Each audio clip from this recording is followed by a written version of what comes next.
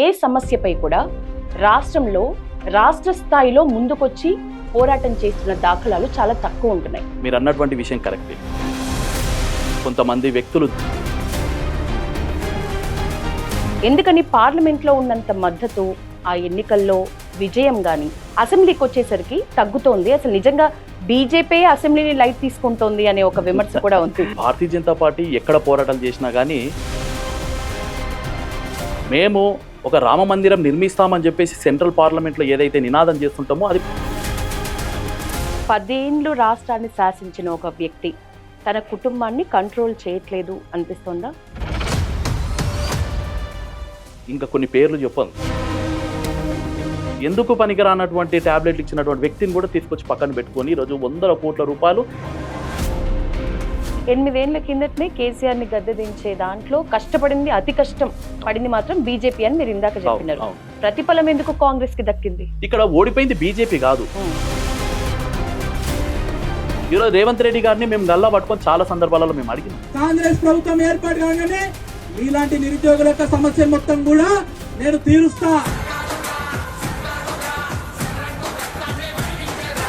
రేవంత్ రెడ్డి తాను చదువుకున్నది, నేను స్కూల్ మీ దగ్గర చదువుకున్నా, ఇంటర్ చేసింది, కాలేజ్ ఆయన దగ్గర చదువుకున్నా, ఉద్యోగం చేస్తున్నది మాత్రం ఇప్పుడు ఉద్యోగం రాహుల్ గాంధీ గారి దగ్గర చేస్తున్నా. అది కూడా నాదే అనేసి అంటే ఇక భారతీయ జనతా యువ మోర్చా రాష్ట్ర అధ్యక్షులుగా చెప్పండి, 40 లక్షల సభ్యత్వం అసలు ఎట్లా సాధ్యమైంది ఇది? మరి బీజేపీ పార్టీకి ఇంత ఆదరణ ఎట్లా వచ్చిందంటే ఆపరేషన్ సింధూర్ ఒక్కటి హైలైట్ తప్ప మిగతా అంతటా ఎవరో వచ్చి ట్రంప్ లాంటి వ్యక్తి వచ్చి ఆపమనంగానే మనం ఏదో పెద్దగా యుద్ధం చేసే వాళ్ళం ఆగిపోయినాం. ఇప్పటికీ జరుగుతున్న ఈ క్షణం మనం ఈ స్టూడియోలో కూర్చొని మాట్లాడుతున్నాం కదా, ఈ క్షణం కూడా నేను ఈరోజు ట్రెండ్ ఏంటంటే నా తల్లిదండ్రులను కనుక కూడా డైరెక్ట్ కనుక కొట్టినట్టయితే ఈరోజు నేను డైరెక్ట్ కొట్టాల్సినటువంటి అవసరం లేదు. జై పాకిస్తాన్ లేకపోతే జై టెర్రరిస్టులు, లవ్ జిహాదులు ఇవన్నీ జరుపుతున్న వాళ్ళు మన ఏరియాల్లోనే ఉన్నారు. వాడు మెకానిక్ షెడ్లో పనిచేస్తున్నటువంటి వ్యక్తి ఒక 4 lakhs రూపీస్ పెట్టి ఒక బైక్ కొనుక్కొని వాడు ఒక ఐఫోన్ మెయింటైన్ చేసి ఎక్కడి నుంచి ఇవ్వంటారు? ఒక రెడ్డి అమ్మాయితో ఒక రేటు, ఒక గౌడ అమ్మాయితో ఒక రేటు, ఒక ఇంకో అమ్మాయితో ఇంకో రేటు అన్నటువంటి వ్యక్తులు ఈరోజు ఆ లవ్ జిహాదీలంతా కూడా ఈ హిందూ ఆలయాల మీద, హిందూయిజం మీద దాడి. మరి ఏం చేయాలి? మరి మత కళలు సృష్టించాలి. ఒక చోట ఎంఐఎం ఒక నేతతోటి మంచిగా షేక్ హ్యాండ్ ఇస్తూ మంచిగా మాట్లాడుతూ ఉన్న ఒక వీడియోను, ఫోటోను బయటకు వచ్చి చాలా రాద్ధాంతం జరిగింది. మీరు కూడా అంతా ఒకటే. ఆయనకేమనిపించింది? మీడియాది అయిపోయింది కదా, వెళ్ళిపోదాం అనేది. కనీసం చనిపోయిన వ్యక్తి ఆ నక్సలైట్ కి సంబంధించిన డెడ్ బాడీని కూడా ఇవ్వకుండా దహనం చేయడం అనేది ఎంతవరకు కరెక్ట్ అంటారు? ఒక నక్సలైట్గా చేరి ఎవరిని ఉద్ధరించి ఇన్ఫార్మర్లు అనే పేరుతోనే నువ్వు చంపింది ఎవరు? అరే నాయన, ఇప్పుడు కాంగ్రెస్ పార్టీలో ఈరోజు కాంగ్రెస్ పార్టీకి బుద్ధి ఉండాలి, సిగ్గు ఉండాలి. ఈ గద్దర్ అవార్డులు అని చెప్పి లేకపోతే నక్సలైట్లకు మద్దతు తెలపడం సిగ్గు శరం ఉండాలి వీళ్ళకి. మీ అభ్యంతరం ఏంటి? గద్దర్ మీద అభిమానం ఉంటే, నక్సలైట్ మీద అభిమానం ఉంటే మీ కాంగ్రెస్ పార్టీలో ఉన్నటువంటి వ్యక్తులందరూ కూడా నక్సలైట్లకు వ్యతిరేకంగా రాముణ్ణి ముందు పెట్టి, అయోధ్య మందిరాన్ని ముందు పెట్టి ఎన్నికల్లో ఓట్లు దండుకునే పార్టీ బీజేపీ అని అనే వాళ్ళకి ఏం చెప్తారు? తప్పేముంది? మాది మాకు కావాలనడం తప్ప ఈ దేశంలో? జై శ్రీరామ్. నమస్తే, నేను Yashoda. Welcome to Pallavi TV. చరిత్రలు తిరగరాస్తున్న మోడీ ఫాలోవర్ అతను, నిరుద్యోగ సమస్యలపై పోరాడుతున్న యూత్ ఐకాన్ అతను, భారతదేశంలో హిందూ ప్రచారానికి ముందడుగు వేస్తున్న ఒక young leader, BJP Bharatiya Janata యువ మోర్చా రాష్ట్ర అధ్యక్షులు మహేందర్ సేవెళ్ళ గారు ఇవాల్టి మన గెస్ట్. మాట్లాడదాం. ప్రస్తుతం బీజేపీ రాష్ట్రంలో వాళ్ళు అనుకున్నంత దూకుడుగా వ్యవహరిస్తోందా? ముఖ్యంగా రీసెంట్ వ్యవహారాలపై బీజేపీ చేస్తున్న పోరాటం ఎట్లా ఉంది? నమస్తే సార్. నమస్కారం సార్. నిజంగా ఒకప్పుడు బీజేపీ అంటే ఫైర్ కనిపించేది. ఒక 10 years బ్యాక్ చూస్తే బీజేపీలో ఒక ఫైర్ ఉండేది. ప్రస్తుతం అయితే బీజేపీ రాష్ట్ర ముఖ్య నేతలు కూడా ఒకళ్ళు హార్డ్వేర్ అని ఒకళ్ళకు పేరుంది, ఒకళ్ళకి సాఫ్ట్వేర్ అని పేరు ఉంది. వాళ్ళ దగ్గర నుంచి మొదలుపెట్టిన ఏ సమస్యపై కూడా రాష్ట్రంలో రాష్ట్ర స్థాయిలో ముందుకొచ్చి పోరాటం చేస్తున్న దాఖలాలు చాలా తక్కువ ఉంటున్నాయి. ఎందుకని? భారతీయ జనతా పార్టీలో వివిధ లక్షణాలు ఉన్నటువంటి లీడర్షిప్ అనేది భారతీయ జనతా పార్టీలో. మీరు అన్నటువంటి విషయం కరెక్టే. కొంతమంది వ్యక్తులు దూకుడుగా వెళ్తుంటారు, కొంతమంది వ్యక్తులు Okay. ప్లానింగ్ ప్రకారం వెళ్తున్నటువంటి విషయం. ఎందుకంటే భారతీయ జనతా పార్టీ అనేది ఎట్టి పరిస్థితుల్లో కుటుంబ పార్టీ కాదు. ఉమ్, ఇప్పుడు కాంగ్రెస్ కావచ్చు, టీఆర్ఎస్ కావచ్చు, ఇతర భారతదేశంలో ఉన్నటువంటి ఇతర లోకల్ పార్టీస్ ఏవైతే ఉంటాయో వాళ్ళు కుటుంబ పార్టీలు. వాళ్ళు ఏదైనా ఒక సమస్య మీద పోరాటం చేయాలన్నా, లేకుంటే ఒక వ్యవస్థ మీద దాడి చేయాలన్నా, ఒక రూమ్లో కూర్చొని కొన్ని నిర్ణయాలు తీసుకొని ఉమ్, పకడ్బందీగా బయటకు వచ్చి ఒకటే వేలో మాట్లాడడం జరుగుతుంది. ఉమ్, కానీ భారతీయ జనతా పార్టీలో అలా కాదు. ఉమ్. భారతీయ జనతా పార్టీలో కులాలకు, మతాలకు, ప్రాంతాలకు వ్యత్యాసం లేకుండా ఎవరైతే కష్టపడతారో, ఎవరైతే దేశభక్తితో ఉంటారో, ఎవరైతే ఈ దేశం కోసం నేను సైతం అని చెప్పేసి పోరాటం చేస్తుంటారో అలాంటి వ్యక్తులకు పదవులు అనేవి ఉంటాయి. అంతే స్థాయితోని, అంతే చిత్తశుద్ధితోని అనేకమైనటువంటి కార్యక్రమాలు చేస్తూ ఉంటారు. దేశానికి సమాధానం చెప్పాల్సినటువంటి అవసరము భారతీయ జనతా పార్టీకి, దేశాన్ని అభివృద్ధి పదంలో తీసుకుపోవాల్సినటువంటి బాధ్యత భారతీయ జనతా పార్టీ పైన ఉంది. అందు గురించి ఏ సమస్య వచ్చినా కానీ 1కి 10 సార్లు ఆలోచించుకోవడం, ఆ సమస్య మీద పోరాటం చేసి ఖచ్చితంగా ఒక మంచి ఫలితం రావాలని చెప్పేసి ఒక నిర్ణయం తీసుకొని పోతూ ఉంటుంది. కాబట్టి కొన్ని సందర్భాలలో తగ్గి పోరాటాలు చేస్తుంటాం, కొన్ని సందర్భాలలో స్థాయికి మించి పోరాటాలు చేస్తుంటాం. అంతిమంగా ప్రజలకు న్యాయం జరగాలి, ఈ దేశం ప్రపంచ దేశాలలో గర్వంగా తలెత్తుకొని నిలబడాలనే ఒక గొప్ప సంకల్పం పెట్టుకొని పోతున్నాం. కాబట్టి మేమందరం కూడా చిత్తశుద్ధితోని, చాలా సామరస్యంతోని, చాలా పొలైట్గా వెళ్తూ ఉంటాం. అంతే స్థాయిలో ఈ దేశం యొక్క ఉనికిని ఎవడైతే కాలరాసే ప్రయత్నం చేస్తుంటారో అలాంటి వ్యక్తికి సమాధానం చెప్పడానికి, గట్టి స్థాయిలో సమాధానం చెప్పడానికి కూడా సిద్ధంగా ఉన్నటువంటి క్యారెక్టర్స్ ఉన్నటువంటి నాయకులు, కార్యకర్తలు కూడా భారతీయ జనతా పార్టీ. చిత్తశుద్ధి గురించి మాట్లాడున్నారు మహేందర్ గారు. పార్లమెంట్ విషయానికి వస్తే తెలంగాణ రాష్ట్రానికి సంబంధించి బీజేపీ పార్టీకి పార్లమెంట్ విషయంలో ఒక రకమైన మద్దతు దొరుకుతుంది, మన అసెంబ్లీకి వచ్చేసరికి మరొక రకమైన మద్దతు దొరుకుతుంది. ఎందుకని పార్లమెంట్లో ఉన్నంత మద్దతు ఆ ఎన్నికల్లో విజయం గాని అసెంబ్లీకి వచ్చేసరికి తగ్గుతోంది? అసలు నిజంగా బీజేపీ అసెంబ్లీని లైట్ తీసుకుంటోంది అనే ఒక విమర్శ కూడా ఉంది. ఎక్కడ కూడా అలాంటిది ఉండదు. భారతీయ జనతా పార్టీ ఎక్కడ పోరాటాలు చేసినా కానీ ఒక ఎజెండా ఉంటుంది మాకంతా కూడా. రాష్ట్రాలకు ఒక రకమైనటువంటి ఎజెండా కావచ్చు, లేకపోతే దేశానికి ఒక రకమైనటువంటి ఎజెండా ఎక్కడ కూడా ఉండదు. మేము ఒక రామ మందిరం నిర్మిస్తామని చెప్పేసి సెంట్రల్ పార్లమెంట్లో ఏదైతే నినాదం చేస్తుంటామో అది పార్లమెంట్ వరకు తీసుకుపోతాం. మరీ ముఖ్యంగా చెప్తే గ్రామీణ స్థాయిలో కూడా అదే మాట మాలో ఉంటుంది.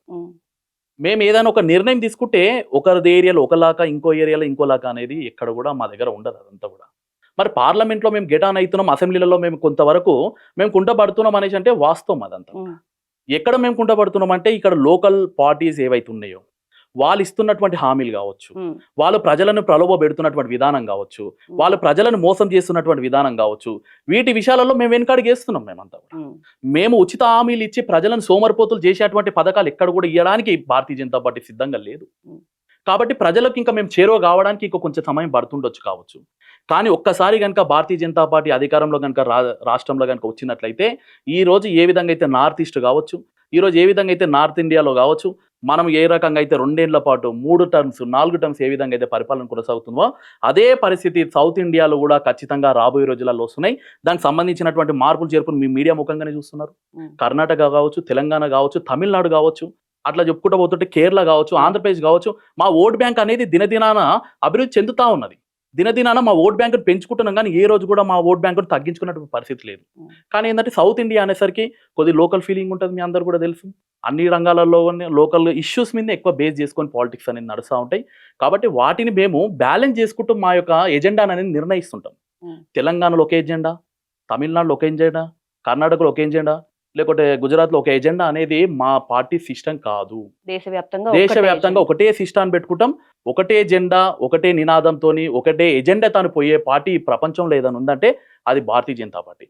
మీరు చూసినారు, కాంగ్రెస్ పార్టీ కావచ్చు, ఈరోజు ఇక్కడ తెలంగాణకు వచ్చేసరికి ఒక హామీలు ఇస్తుంటారు, తమిళనాడుకు పోతే ఇంకో హామీ ఇస్తుంటుంది, కర్ణాటక పోతే ఇంకో హామీ ఇస్తుంటుంది, ఇంకా నార్త్ ఈస్ట్ పోతే ఇంకా డిఫరెంట్ టైప్ ఆఫ్ హామీస్ ఇస్తుంటుంది.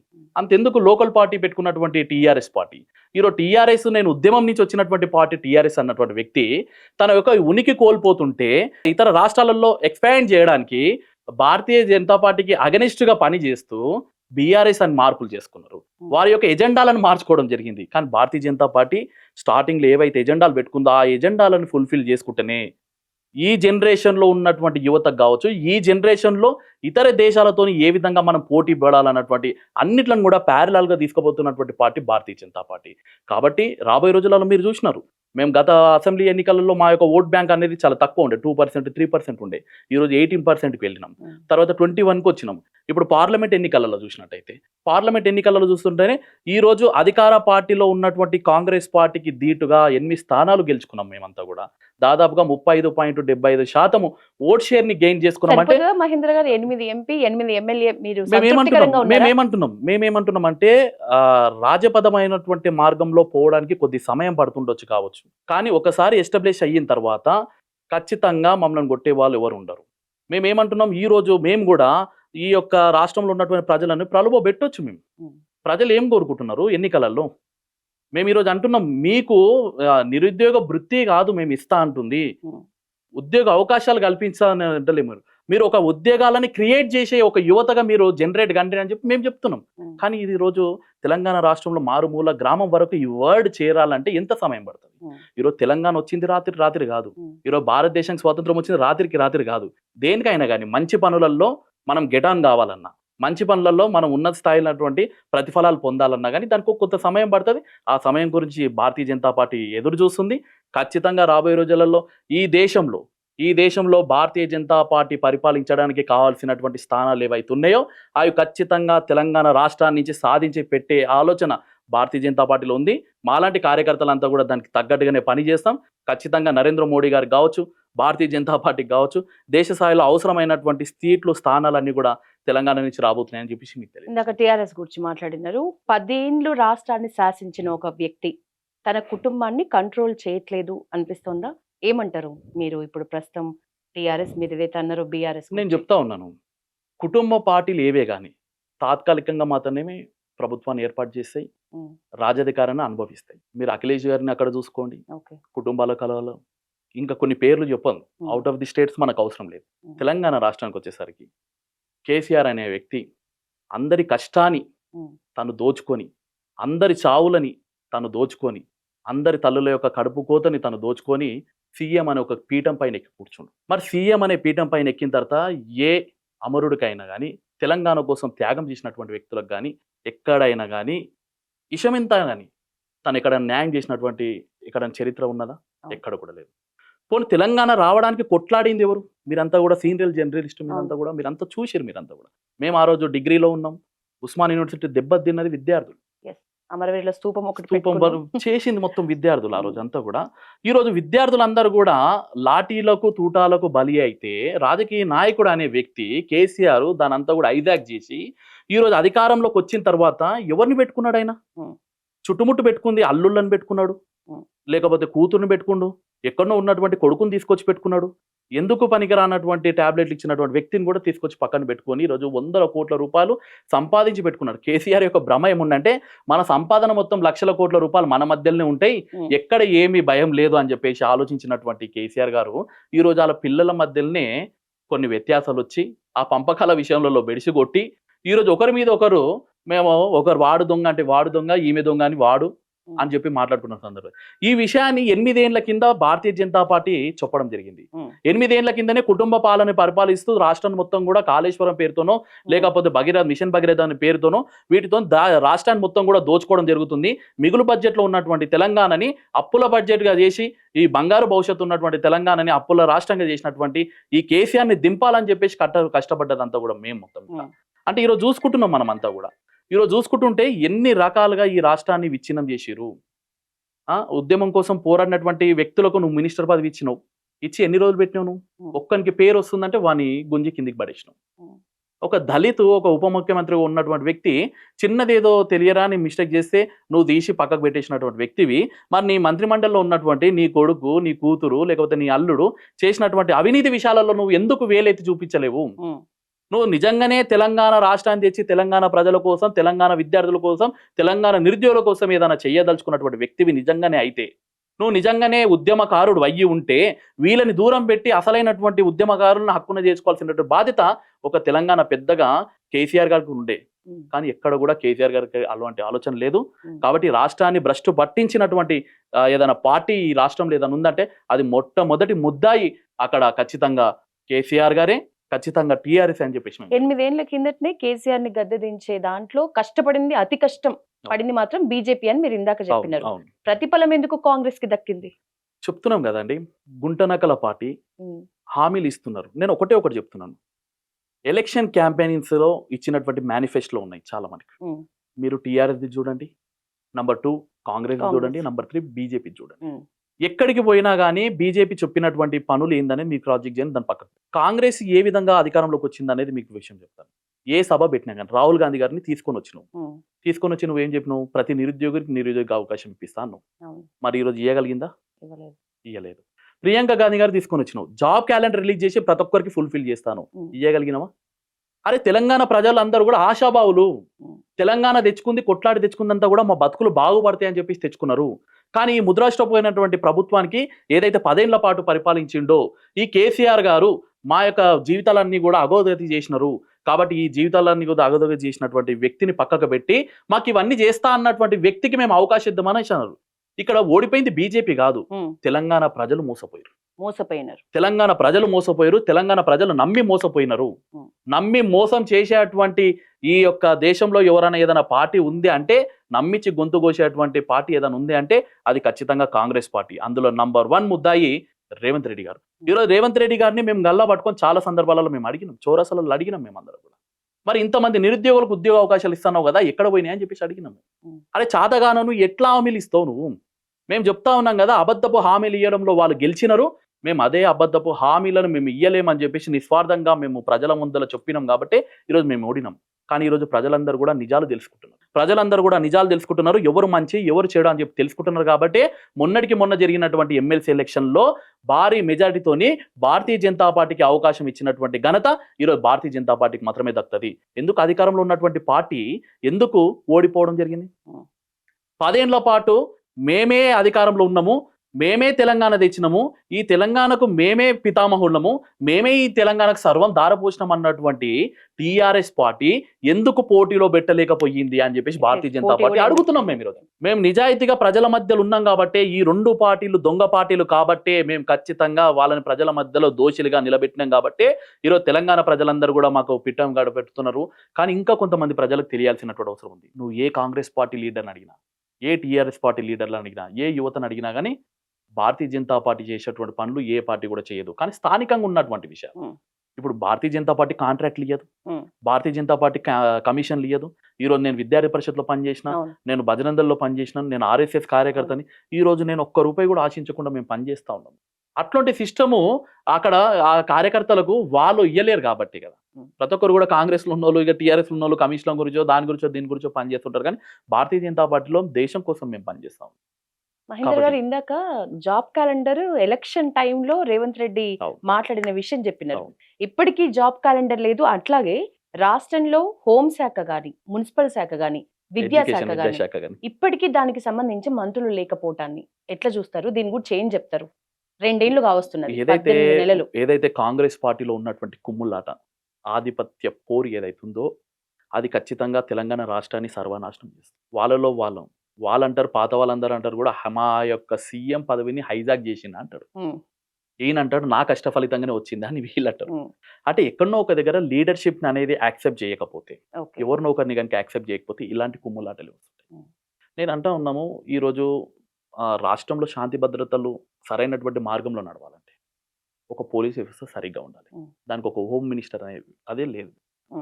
ఈరోజు చెప్తా ఉన్నాం, గతంలో ఉన్నటువంటి కాంగ్రెస్ ఏదైతే టీఆర్ఎస్ పార్టీ డ్రగ్స్కు అడిక్ట్ అవుతున్నటువంటి పిల్లలను కంట్రోల్ చేయలేనటువంటి పరిస్థితి మీరు చూసారు.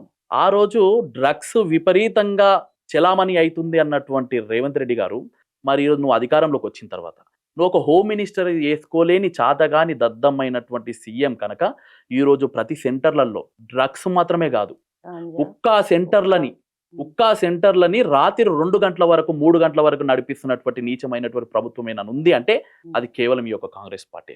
నువ్వు అదే హోమ్ మినిస్టర్ వేసి దాని కనుక సరైనటువంటి గాడిలో కనుక పెట్టినుంటే నీకు ఎందుకు పబ్ కల్చర్ వస్తుంది? ఎందుకు ఉక్కా సెంటర్లు పెరుగుతాయి? ఎందుకు గంజాయి అంత స్ప్రెడ్ అవుతుంది? ఎందుకు విద్యార్థులు ఖరాబ్ అవుతారు? ఎందుకు యువత ఖరాబ్ అవుతారు? ఒక దిక్కేమో నిరుద్యోగం పేరుతోని రోడ్ల మీద ఉన్నటువంటి విద్యార్థులకు నువ్వు ఇండైరెక్ట్ గా డ్రగ్ కల్చర్ అనేది లేకపోతే ఉక్కా సెంటర్లు అనేది పెట్టి నువ్వు వాళ్ళ మధ్యలో కనుక నడిపించినట్లయితే వాడు రేపటి నాటికి దేశంలో మంచి పౌరుడుగా ఎక్కడ తీర్చిదిద్దగలుగుతాం మనం? అంటే దేశం కోసం ఎక్కడ పని చేయగలుగుతాడు? అరే దేశం కోసం కాదురా నాయన, ఉన్న కడుపులో పుట్టినటువంటి ఏదైతే తల్లిదండ్రులను, తను పుట్టుక కారణమైనటువంటి తల్లిదండ్రులను కూడా చంపి పైసలు ఎత్తుకొని పోతున్నటువంటి కల్చర్ని నువ్వు క్రియేట్ చేస్తున్నావు కదా. అరే రోడ్డు మీద వెళ్తుంటే రోడ్డు మీద ఒక్కొక్క దగ్గర కూడా ఒక ఇన్స్టిట్యూషన్ కూడా ఉండదు, ఒక గవర్నమెంట్ పాఠశాల ఉండదు, సరైనటువంటి మౌలిక వసతులు ఉండయి. కానీ ఈరోజు ప్రతి నేషనల్ హైవే మీద వైన్ షాపులు ఏర్పాటు చేసినాం. మామూలు వైన్ షాపులు కాదు అది. ఎక్కడైనా పోతే కళామందిరో లేకుంటే అట్లాంటి బట్టల షాపులు కూడా అంత అలంకరణ ఉండదు. కానీ ఈరోజు వైన్ షాపులు అన్నీ కూడా అంత అలంకరణ అవుతున్నాయి. అంటే విద్యార్థులను కావచ్చు, యువతను కావచ్చు, నిరుద్యోగులను కానీ ఆకర్షిస్తున్నాయి అవన్నీ కూడా. అట్లా కొలాబరేట్ అయిపోయి అట్లా కొలాబ్స్ అయిపోయి వెళ్ళిపోతున్నటువంటి విద్యార్థులు, యువకులు చాలా మంది అక్కడైతే నేను నా తల్లిదండ్రులు చూసుకోలేకపోతున్నా, నేను నా తల్లిదండ్రులు ఇంత చదివి నేను ఒక ఉద్యోగం చేయలేకపోతున్నా, నేను నా తల్లిదండ్రులకు భారం అవుతున్నా అన్నటువంటి వ్యక్తులు ఉరితాడెక్కుతున్నటువంటి సందర్భాన్ని ఈరోజు గుర్తు చేస్తాను. మరి దీనికి మొత్తం కూడా కారణం రేవంత్ రెడ్డి గారు కదా. నువ్వు విద్యాశాఖ మంత్రినో లేకపోతే హోంశాఖ మంత్రినో వీళ్ళందరినీ ఏర్పాటు చేసి ఎవరి పని వాళ్ళు చేసుకుంటారు. లా అండ్ ఆర్డర్ కొద్ది కంట్రోల్ ఉంటుంది. అన్ని నీ దగ్గర పెట్టుకుంటావు. నీ మాట వినేటోడే లేదు. నువ్వు ఫ్లైట్ ఎక్కంగానే ఇక్కడ రాజకీయం చేస్తారు, మళ్ళీ ఫ్లైట్ దిగంగానే ఎవడాడొచ్చి నీ దగ్గర కూర్చుంటారు. అంటే ఇక్కడ నీ దగ్గర నీ రాజకీయం నడుస్తుంది కదా. కానీ రేవంత్ రెడ్డి గారికి ఒకటి మేము తెలియజేస్తాం, ఇప్పటికైనా రాజకీయాలు మానుకొని తెలంగాణ కోసం మంచి చేయాలనేది ఏదైనా ఉంటే నీకు నీ దగ్గర ఏదైతుందో దానే చెప్పు. కానీ నీ దగ్గర లేని దాన్ని ప్రజలకు చెప్పి మభ్యపెట్టి రైతులను మోసం చేసి, విద్యార్థులను మోసం చేసి, యువతను మోసం చేసి, నిరుద్యోగులను మోసం చేసి, మజ్బూర్లను కూలీలను మోసం చేసి ఎన్ని రోజులు మోసం చేస్తూ గడుపుతావు అని చెప్పేసి ఈ యొక్క సందర్భం అనుకున్నాం. కాబట్టి అట్లా ఆ ప్రభుత్వము అట్లాంటి వ్యక్తిత్వాలు ఉన్నటువంటి ప్రభుత్వాలు ఎక్కువ రోజులు నడవై. మేము కూడా చెప్తా ఉన్నాం, ఈ రెండు పార్టీలు ఏవైతే కాంగ్రెస్ పార్టీ ఉందో, టీఆర్ఎస్ పార్టీ ఉందో, ఈ రెండు పార్టీల గురించి తెలంగాణ ప్రజలందరూ కూడా తెలుసుకోవడం జరుగుతుంది. రాబోయే రోజులలో ఖచ్చితంగా భారతీయ జనతా పార్టీ వీళ్ళు చేసినటువంటి మోసాలను అన్నింటిని కూడా గ్రౌండ్ లెవెల్ వరకు ఖచ్చితంగా తీసుకొని పోతాం. వచ్చే ఎన్నికల్లో గట్టి ఎదురు దెబ్బ వేయడానికి సైతం మేమందరం కూడా సిద్ధంగా ఉన్నామని చెప్తే. మహేంద్ర గారు, ఇక్కడే రేవంత్ రెడ్డి, ప్రస్తుతం ముఖ్యమంత్రి రేవంత్ రెడ్డి ఒక మాటను నేను గుర్తు చేస్తా. రేవంత్ రెడ్డి తాను చదువుకున్నది బీజేపీలో, బీజేపీ స్టూడెంట్ అని, ఇంటర్ చేసింది టీడీపీలో, ఉద్యోగం చేస్తున్నది మాత్రం రాహుల్ దగ్గర అని తనకు తాను ప్రకటించుకున్నారు. అదే అండి diversion politics. Bharatiya Janata party విపరీతమైన స్విప్లో వెళ్ళిపోతుంది. యువత అంతా మొత్తం కూడా భారతీయ జనతా పార్టీకి దగ్గర అవుతా ఉన్నారు. 10 లక్షల సభ్యత్వం అంటే ఏ పార్టీకి లేని సభ్యత్వం. 40 lakhs అబోవ్ మేడం. ఇప్పటికీ భారతీయ జనతా పార్టీ తెలంగాణ రాష్ట్రంలో 40 లక్షలకు పైగా మెంబర్షిప్ చేసిన. అందులో యువ మోర్చా ఆధ్వర్యంలో చేసినటువంటి మెంబర్షిప్ దాదాపుగా 12.5 లక్షల మంది. ఏదో ఉట్టిగా ఏదో పేపర్లలో రాసిన మెంబర్షిప్ కాదు, ఆన్లైన్లో చేసినటువంటి మెంబర్షిప్ విత్ కాంటాక్ట్ నెంబర్స్ సహా మనం కావాలనుకుంటే బయటికి వెళ్తాం. 40 లక్షల మంది మెంబర్షిప్ చేసినటువంటి పార్టీ భారతీయ జనతా పార్టీ. నేను ఏమంటున్నానంటే, ఆయన చదువుకున్నది భారతీయ జనతా పార్టీ, నేను కాలేజ్ మొత్తం కూడా నేను టీడీపీ కాంగ్రెస్ అంటున్నాను. కానీ ఈ ప్రజలందరూ కూడా దగ్గర అవుతా ఉన్నారు.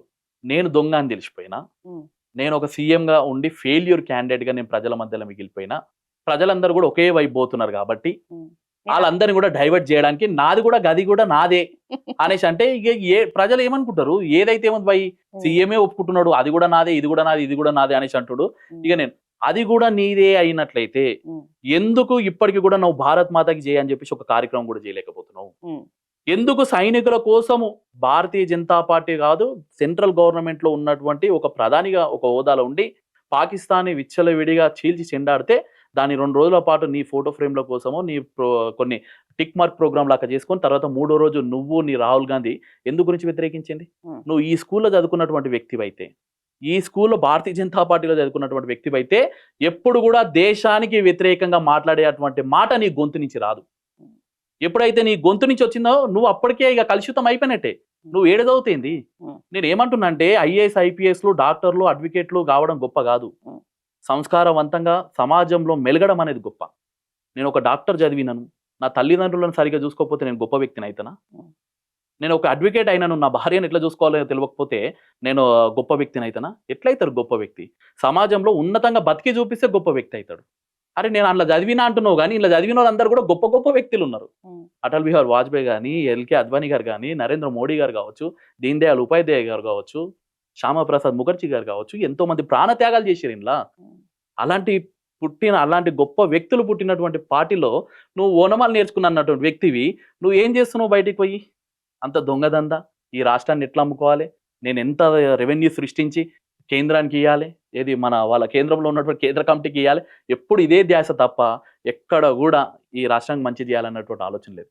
కాబట్టి మా దాంట్లో ఎంతోమంది ఉంటుండొచ్చు, పోతుండొచ్చు, కానీ మంచి విలువలతో నువ్వు ఎప్పుడైతే పోతావు, అందరికీ ఒక గురువు అనేటోడు, ఒక టీచర్ అనేటోడు అందరికీ 60 మందికి చదువు చెప్తాడు, అందరికీ చదువు చెప్తాడు. అందులో ఒక మాఫియా దొంగ దుమారీలు చేసినటువంటి వ్యక్తి కూడా బయటకు పోయి నేను ఆ గురువు దగ్గర చదివిన అంటే ఆ గురువుకి ఎట్లా అనిపిస్తుంది? ఇప్పుడు సేమ్ మాకు కూడా అట్లనే అనిపిస్తుంది. కాబట్టి మేమేమంటున్నామంటే మంచి చదివినటువంటి వ్యక్తిని, మంచిగా ర్యాంక్ కొట్టినటువంటి వ్యక్తిని, సమాజంకి ఉపయోగపడ్డటువంటి వ్యక్తిని మేము మన వాడని చెప్పి క్లెయిమ్ చేసుకుంటాం. కానీ ఇలాంటివి చేసినటువంటి వ్యక్తులను కూడా మేము చేసుకోవాలని చెప్పం కదా. ఓకే. కాబట్టి ఆయన ఏందంటే డైవర్ట్ చేయడానికి తెలంగాణ రాష్ట్రంలో ఏదైతే ప్రజలని పక్కదారి పట్టించే ప్రయత్నంలో భాగంగా నాది ఇదే అని చెప్పేసి క్లెయిమ్ చేసుకుంటున్నారు. అందులో కొంతమంది మా వాళ్ళు కూడా ట్రాప్‌లో పడతారేమో అనే ఒక ఆలోచనకు వచ్చింది కానీ ఎక్కడ కూడా భారతీయ జనతా పార్టీ కార్యకర్తలే కాదు, వివిధ క్షేత్రాల్లో ఉన్నటువంటి ఏ కార్యకర్త కూడా ఎప్పుడు కూడా డైవర్ట్ కాడు. ఖచ్చితంగా రేవంత్ రెడ్డి గారికి ఎలక్షన్లు వచ్చిన తర్వాత అంతే స్థాయిలో సమాధానం చెప్పి సమాధానం చూపిస్తాం. వస్తుందంటారా? ఖచ్చితంగా. ఓకే. భారతీయ జనతా యువ మోర్చా రాష్ట్ర అధ్యక్షులుగా చెప్పండి. 40 లక్షల సభ్యత్వం. నిజానికి నేను ఆశ్చర్యపడుతున్నా. అసలు ఎట్లా సాధ్యమైంది ఇది? నాకు తెలిసి చెప్తాం కదా. దేశంలోనే ఇంకో పార్టీకి లేని సభ్యత్వం లేదండి, అనుకుంటా. లేదు లేదు. కేవలము భారతీయ జనతా పార్టీ తెలంగాణ రాష్ట్రంలోనే దేశవ్యాప్తంగా వివిధ రాష్ట్రాలలో అత్యధికంగా మెంబర్షిప్ చేసి ఈరోజు ప్రపంచంలో అత్యధికంగా మెంబర్షిప్ కలిగినటువంటి కార్యకర్తలు కలిగినటువంటి పార్టీ ఏది కూడా లేదు భారతీయ జనతా పార్టీ. మేము ఏమంటున్నామంటే మేమంతా కూడా టెక్నాలజీ నరేంద్ర మోడీ గారి ఆధ్వర్యంలో ఈరోజు నడుస్తూ ఉంది. మొత్తం కూడా టెక్నాలజీని ఉపయోగించుకుంటూ మేము ముందు వెళ్తా ఉన్నాం. ఈ పార్టీలన్నీ కూడా రోడ్ల మీద వెళ్ళి ప్రచారం చేస్తున్నటువంటి సందర్భాలలో మేము డిజిటల్ క్యాంపెయినింగ్ చేసినటువంటి అనుభవాలు మాకు ఉన్నాయి. ఈరోజు వాళ్ళందరూ కూడా డిజిటల్కి సోషల్ మీడియాకి అట్రాక్ట్ అవుతున్నటువంటి సందర్భంలో మేమంతా కూడా ఈరోజు మన్ కీ బాత్ అనేది ఒకటి పెట్టి మేము దాని ద్వారా ఏం మంచి పని చేసినాం అనేది ప్రజలకు తెలియజేసేంత టెక్నాలజీ మేము ఇచ్చినాం. అంటే మేము ఏంటంటే ఏది చేసినా కానీ టెక్నాలజీని ఉపయోగించుకుంటూ చేస్తున్నటువంటి పని. మనం పేపర్ పెట్టుకొని పెన్ను పెట్టుకొని అరే ఏ రోజో ఎంఆర్ఓలో లేకుంటే వార్డ్ మెంబర్లో లేకుంటే వార్డ్ స్థాయిలో ఉన్నటువంటి వ్యక్తులు ఆ రోజు పోయి రాస్తుంటే ఎంత వర్క్ అనేది వృధా అవుతుంటే, ఎంత శ్రమ అనేది వృధా అవుతుంటే టైం కూడా. ఈరోజు మీ సేవ అనే పేరుతోని అంత ప్రభుత్వాలు అప్డేట్ అవుతున్నప్పుడు కార్యకర్తలు కావద్దా? ప్రభుత్వాలు అప్డేట్ అయ్యి ప్రజలకు అందరూ కూడా సర్వీస్ ఓరియంటెడ్లో టెక్నాలజీని అందుబాటులోకి తీసుకొని వచ్చి చేస్తున్నప్పుడు మరి పార్టీని ఎందుకు అభివృద్ధి చేసుకోవద్దు? మరి పార్టీలో ఉన్నటువంటి మెంబర్షిప్ పేపర్ మీదనే పరిమితం ఎందుకు చేయాలని చెప్పేసి మేము దానికి సంబంధించినటువంటి ఆన్లైన్లో మేము పెట్టడం జరిగింది. ఆన్లైన్ అంటే ఇక మీకు తెలిసిన విషయమే, ఖచ్చితమైనటువంటి రిజల్ట్ అక్కడ ఉంటాయి. ఎవరు కూడా మోసం చేయడానికి అవకాశం లేదు. మరి బీజేపీ పార్టీకి ఇంత ఆదరణ ఎట్లా వచ్చిందంటే భారతీయ జనతా పార్టీ ఇస్తున్నటువంటి ప్రతిఫలాలు ఏవైతున్నాయి, యువతకు చేస్తున్నటువంటి ప్రతిఫలాలు ఏవైతున్నాయి, యువతకే కాదు అక్కడ పుట్టినటువంటి పిల్లగాల నుంచి మొదలు పెడితే చనిపోయేటువంటి ముసలి వాళ్ళ వరకు భారతీయ జనతా పార్టీ అనేకమైనటువంటి పథకాలు ఇస్తుంది. అంటే ప్రజలను మోసం చేస్తున్నటువంటి పథకాలు కావు, ఇది ప్రజలను సోమరిపోతులు చేస్తున్నటువంటి పథకాలు ఉచితాలు కాదు. ఇవి ప్రజలని మనుషులుగా గుర్తించడానికి ఉపయోగపడుతున్నటువంటి పథకాలు. ఒక యువకుడు చదువుకున్న తర్వాత నీకు ఇన్ని రూపాయలు ఇస్తాం, నువ్వు సైలెంట్గా ఉండు అని మనం ఎక్కడ చెప్తలేము. ఇంకొక స్టెప్ ముందరికేసి నువ్వు గీడ ఉద్యోగం చేసే విధంగా నువ్వు తయారుగా అని చెప్తలేము. నేను నువ్వే ఉద్యోగాలు ఇచ్చే విధంగా క్రియేట్ చెయ్యి అని చెప్పేసి ఈరోజు startup India, standup India, make in India, made in India అంటే ఇన్ని కార్యక్రమాలు మనము యువతకి ఇస్తున్నాం మనమంతా. అంటే దీని ద్వారా మీరు వెలికి తీసినాం. అంటే చూడండి మనం ఇస్తున్నటువంటి ప్రోత్సాహాలు ఏ విధంగా ఉన్నాయంటే అందులో ఇండ్లకేసి వచ్చినటువంటి విద్యార్థులే సైంటిస్టుగా తయారు చేసి ప్రపంచంలో ఏ దేశం సాధించినటువంటి విజయాలు మనం సాధించినాం. ఒకటే రాకెట్లో 108 శాటిలైట్ పెట్టి పంపించినామంటే అక్కడ నరేంద్ర మోడీ గారి ప్రోత్సాహాలు కనిపిస్తలేవా? అరే ఎవరు చూడనటువంటి చందమామ పైన ఎవరు చూడనటువంటి దిక్కున మనం పోయి ల్యాండ్ అయినామంటే అది మనం చేసుకున్నటువంటి ఘనత కాదా మనమంతా కూడా? ఈరోజు పాకిస్తాన్ వచ్చి కవ్వింపు చర్యలు చేస్తుంటే గత 70 ఏళ్ల నుంచి కాంగ్రెస్ పార్టీ పరిపాలించినప్పుడు కవ్వింపు చర్యలు చేస్తే వాడు వచ్చి మన సైనికుల తలలు లేపేయాలి, తర్వాత నెక్స్ట్ డే శాంతి చర్చలు పెట్టాలి. కానీ నరేంద్ర మోడీ గారు అది చేస్తలేరు. ఇది వాళ్ళు వచ్చి మనని చంపితే ఆ నెక్స్ట్ డేనే మనం ప్లాన్ చేసి వారి యొక్క ఏదైతే బార్డర్ లైన్ని దాటి దాదాపుగా 75 కిలోమీటర్లు, 15 కిలోమీటర్లు, 10 కిలోమీటర్లు దాటిపోయి ఆ పాకిస్తాన్ మీద మనం దాడి చేయగలుగుతాం. వాళ్ళ ర్యాడర్లు కూడా పట్టుకుంటలేరు. మరి యువత ఇదంతా గమనిస్తలేరా? ఇప్పుడు ఎవరికైనా ఏముంటుంది అంటే మన దేశం ఎవరి చేతిలో పెడితే స్వేచ్ఛగా ఉంటుంది, ఎవరి చేతిలో పెడితే రక్షణగా ఉంటుంది అని చెప్పేసి ప్రజలకు తెలుస్తలేదా? చదువుకున్నటువంటి వ్యక్తులు కావచ్చు, యువత కావచ్చు, అందరూ కూడా అట్రాక్ట్ అవుతున్నారు ఇలాంటి కార్యక్రమాలకు. గతంలో భారతదేశం అంటే ఏదో పాములు ఆడించేటువంటి దేశం అని అంటుండే. మనం కూడా చిన్నప్పుడు చూసినాం భారతదేశం అంటే ఏంటంటే బానిసల దేశం అంటుండే. భారతదేశాన్ని బ్రిటిష్ వారు పరిపాలించినట్టుండే. వీళ్ళకి నాగరికత నేర్పిందే బ్రిటిష్ వాడు అంటుండే. మనోలే, మన బుక్కులే. కానీ ఈరోజు ఈ బుక్కు వ్యవస్థ అంతా కూడా మారలేదా? ఎన్ఈపీ నేషనల్ ఎడ్యుకేషన్ పాలసీ అనేది తీసుకురాలేదా? మరి ప్రజలు గమనిస్తలేరా? అరే బీర్ బార్బార్ గురించి కాదు, అక్బర్ గురించి కాదు, ఝాన్సీ లక్ష్మీబాయి గురించి చెప్పు, రాణా ప్రతాప్ గురించి చెప్పు, శివాజీ గురించి చెప్పు, మహమ్మద్ ముక్తి వీళ్ళ గురించి చెప్పు, అబ్దుల్ కలాం గురించి చెప్పు. ఇలాంటి వ్యవస్థ లేదు. పహల్గాం విషయంలో మోడీ తీసుకున్న నిర్ణయాలు కానీ మనం చేసిన రివెంజ్ కానీ నిజంగా మీరు అన్న యూత్ లోనే దీని మీద చాలా వ్యతిరేకత ఉంది. ఎందుకంటే ఆపరేషన్ సింధూర్ ఒక్కటి హైలైట్ తప్ప మిగతా అంతటా ఎవరో వచ్చి ట్రంప్ లాంటి వ్యక్తి వచ్చి ఆపమనంగానే మనం ఏదో పెద్దగా యుద్ధం చేసే వాళ్ళం ఆగిపోయినాం. అసలు మనకు ప్రధానమంత్రి మన మోడీయా లేకపోతే ట్రంపా అన్న కామెంట్స్ కూడా చాలా మంది యూత్ నుంచే అదే వస్తున్నాయి. చెప్తున్నాం కదా. ఎప్పుడైతే భారతదేశానికి ఆదరణ పెరుగుతుందో అదే టైంలో కాంగ్రెస్ మధ్యలోకి వచ్చి ఆ చైనానో లేకుంటే పాకిస్తానో లేకుంటే ఇంకా మీద బంగ్లాదేశో అలాంటి వ్యక్తుల తరఫున వకాలత పుచ్చుకొని మనని క్వశ్చన్ చేసేటువంటి పరిస్థితి ఈరోజు వస్తుంది. మీరు చెప్పండి దాంట్లో స్వతహాగా అది మీకు ఇప్పటికీ కూడా ఆపరేషన్ సింధూర్ కొనసాగుతుంది. బల్ల గుద్ది చెప్తున్నాం. ఉమ్, ఇప్పటికీ జరుగుతుంది. ఈ క్షణం మనం ఈ స్టూడియోలో కూర్చొని మాట్లాడుతున్నాం కదా, ఈ క్షణం కూడా ఆపరేషన్ సింధూర్ కొనసాగుతుంది. కొన్ని భద్రతా విషయాల దృష్ట్యా కొన్ని చెప్పకపోవచ్చు, కొన్ని చెప్పొచ్చు. ఉమ్, అన్ని విషయాలు బయటకు వచ్చి చెప్పాల్సినటువంటి అవసరం కూడా లేదు. కానీ గమనించండి, మనం చూస్తలేమా ఈరోజు పాకిస్తాన్కి పోవాల్సినటువంటి నీరు ఆగిపోయింది. ఎట్లా ఆగిపోయింది? అది యుద్ధం కాదా? అది ఉమ్. ఈరోజు పాకిస్తాన్లో ఉన్నటువంటి కొంతమంది టెర్రరిస్టులు చనిపోతున్నారు. ఎలా చనిపోతున్నారు వాళ్ళంతా కూడా? ఉమ్. పాకిస్తాన్లో ఉన్నటువంటి పౌరుడు చంపుతాడా? ఉమ్. ఆ రోజు మన పార్లమెంట్ మీద దాడి చేసినటువంటి వ్యక్తికి మూలంగా ఉండి నడిపించినటువంటి వ్యక్తులందరూ కూడా ఈరోజు ఒక్కొక్కరు చనిపోతున్నారు. ఎలా చనిపోతున్నారు ఈరోజు? పాకిస్తాన్లో ఉన్నటువంటి ఏదైతే ముద్ర చేసినటువంటి ఏదైతే నోట్ల ద్వారా ఈ భారతదేశం యొక్క ఆర్థిక వ్యవస్థను కూడా అతలాకుతలం చేయాలన్నటువంటి ప్రయత్నం చేసినటువంటి వ్యక్తులంతా కూడా ఈరోజు వాళ్ళే బొక్కబోర్ల పడ్డది. ఈరోజు మనకు కనిపిస్తలేదా? ఈరోజు పాకిస్తాన్ పోయి ప్రపంచ దేశాల ముందరకు పోయి దేహి అని చెప్పేసి చిప్పకూడు పట్టుకొని ముందర తిరుగుతుంది. ఈరోజు మనకు కనిపిస్తలేదా? ఒక గోధుమ పిండి కోసము మా పిల్లల ఆకలి తీర్చండి అని చెప్పేసి ప్రజలందరూ కూడా రోడ్డు మీదకి వస్తుందంటే అది ఎవరి గొప్పతనం? అది వాళ్ళని వదిలేయండి. మా దేశాన్ని మొత్తం కూడా సర్వనాశనం చేసిరని చెప్పేసి అదే పాకిస్తాన్లో ఉన్నటువంటి హోమ్ మినిస్టర్ స్థాయిలో ఉన్నటువంటి వ్యక్తుల యొక్క ఇల్లు తగలబెడుతురంటే మరి భారతదేశం యొక్క గొప్పతనం కాదా? పారిపోతున్నారు ఆ వ్యక్తులు. పారిపోతలేరా? మరి ఇదంతా విజయం ఎక్కడి నుంచి వచ్చింది? ఇదంతా కూడా అంటే మోడీ గారు కూర్చొని నేను పలానా వ్యక్తిని పంపించినా ఈయన పంపించి చెప్పాల్సి వస్తుందా? దేశ భద్రత కోసం నేను ఈరోజు ట్రెండ్ ఏంటంటే నా తల్లిదండ్రులను కనుక కూడా డైరెక్ట్ కనుక కొట్టినట్టయితే ఈరోజు నేను డైరెక్ట్ కొట్టాల్సినటువంటి అవసరం లేదు. వారి యొక్క ఆర్థిక స్థితిగతుల మీద కొట్టాలి. ఓకే. వారు నివసిస్తున్నటువంటి విధానం మీద కొట్టాలి. ఇండైరెక్ట్గా కొడితే వాడంతలా వాడు చచ్చిపోయేదాను. భారతదేశం అంటే శాంతియుతంగా ఉండేటువంటి దేశం అని చెప్పి ప్రపంచ దేశాలకు అన్నిట్లో కూడా తెలుసు. మనం కూడా ఈరోజు గన్నులు అవి పట్టుకొని పోతే ఎక్కడైతే 2 రోజులు టైం మోడీ గారు తీసుకున్నారు. 2 రోజులలో ఏం చేయాలో చేసారు. ఎట్లా లీక్ అయింది? న్యూక్లియర్ ఎట్లా లీక్ అయింది? అది న్యూక్లియర్ నేనే లీక్ చేసిన అని చెప్పేసి 197 దేశాల మధ్యలో మనం నింద మోయాలనా? ఈ విషయాలు ఈ కాంగ్రెస్ వాళ్ళకి చెప్పాలంట. వీళ్ళ దేశభక్తులు, వీళ్ళ మన దేశం చెప్పండి.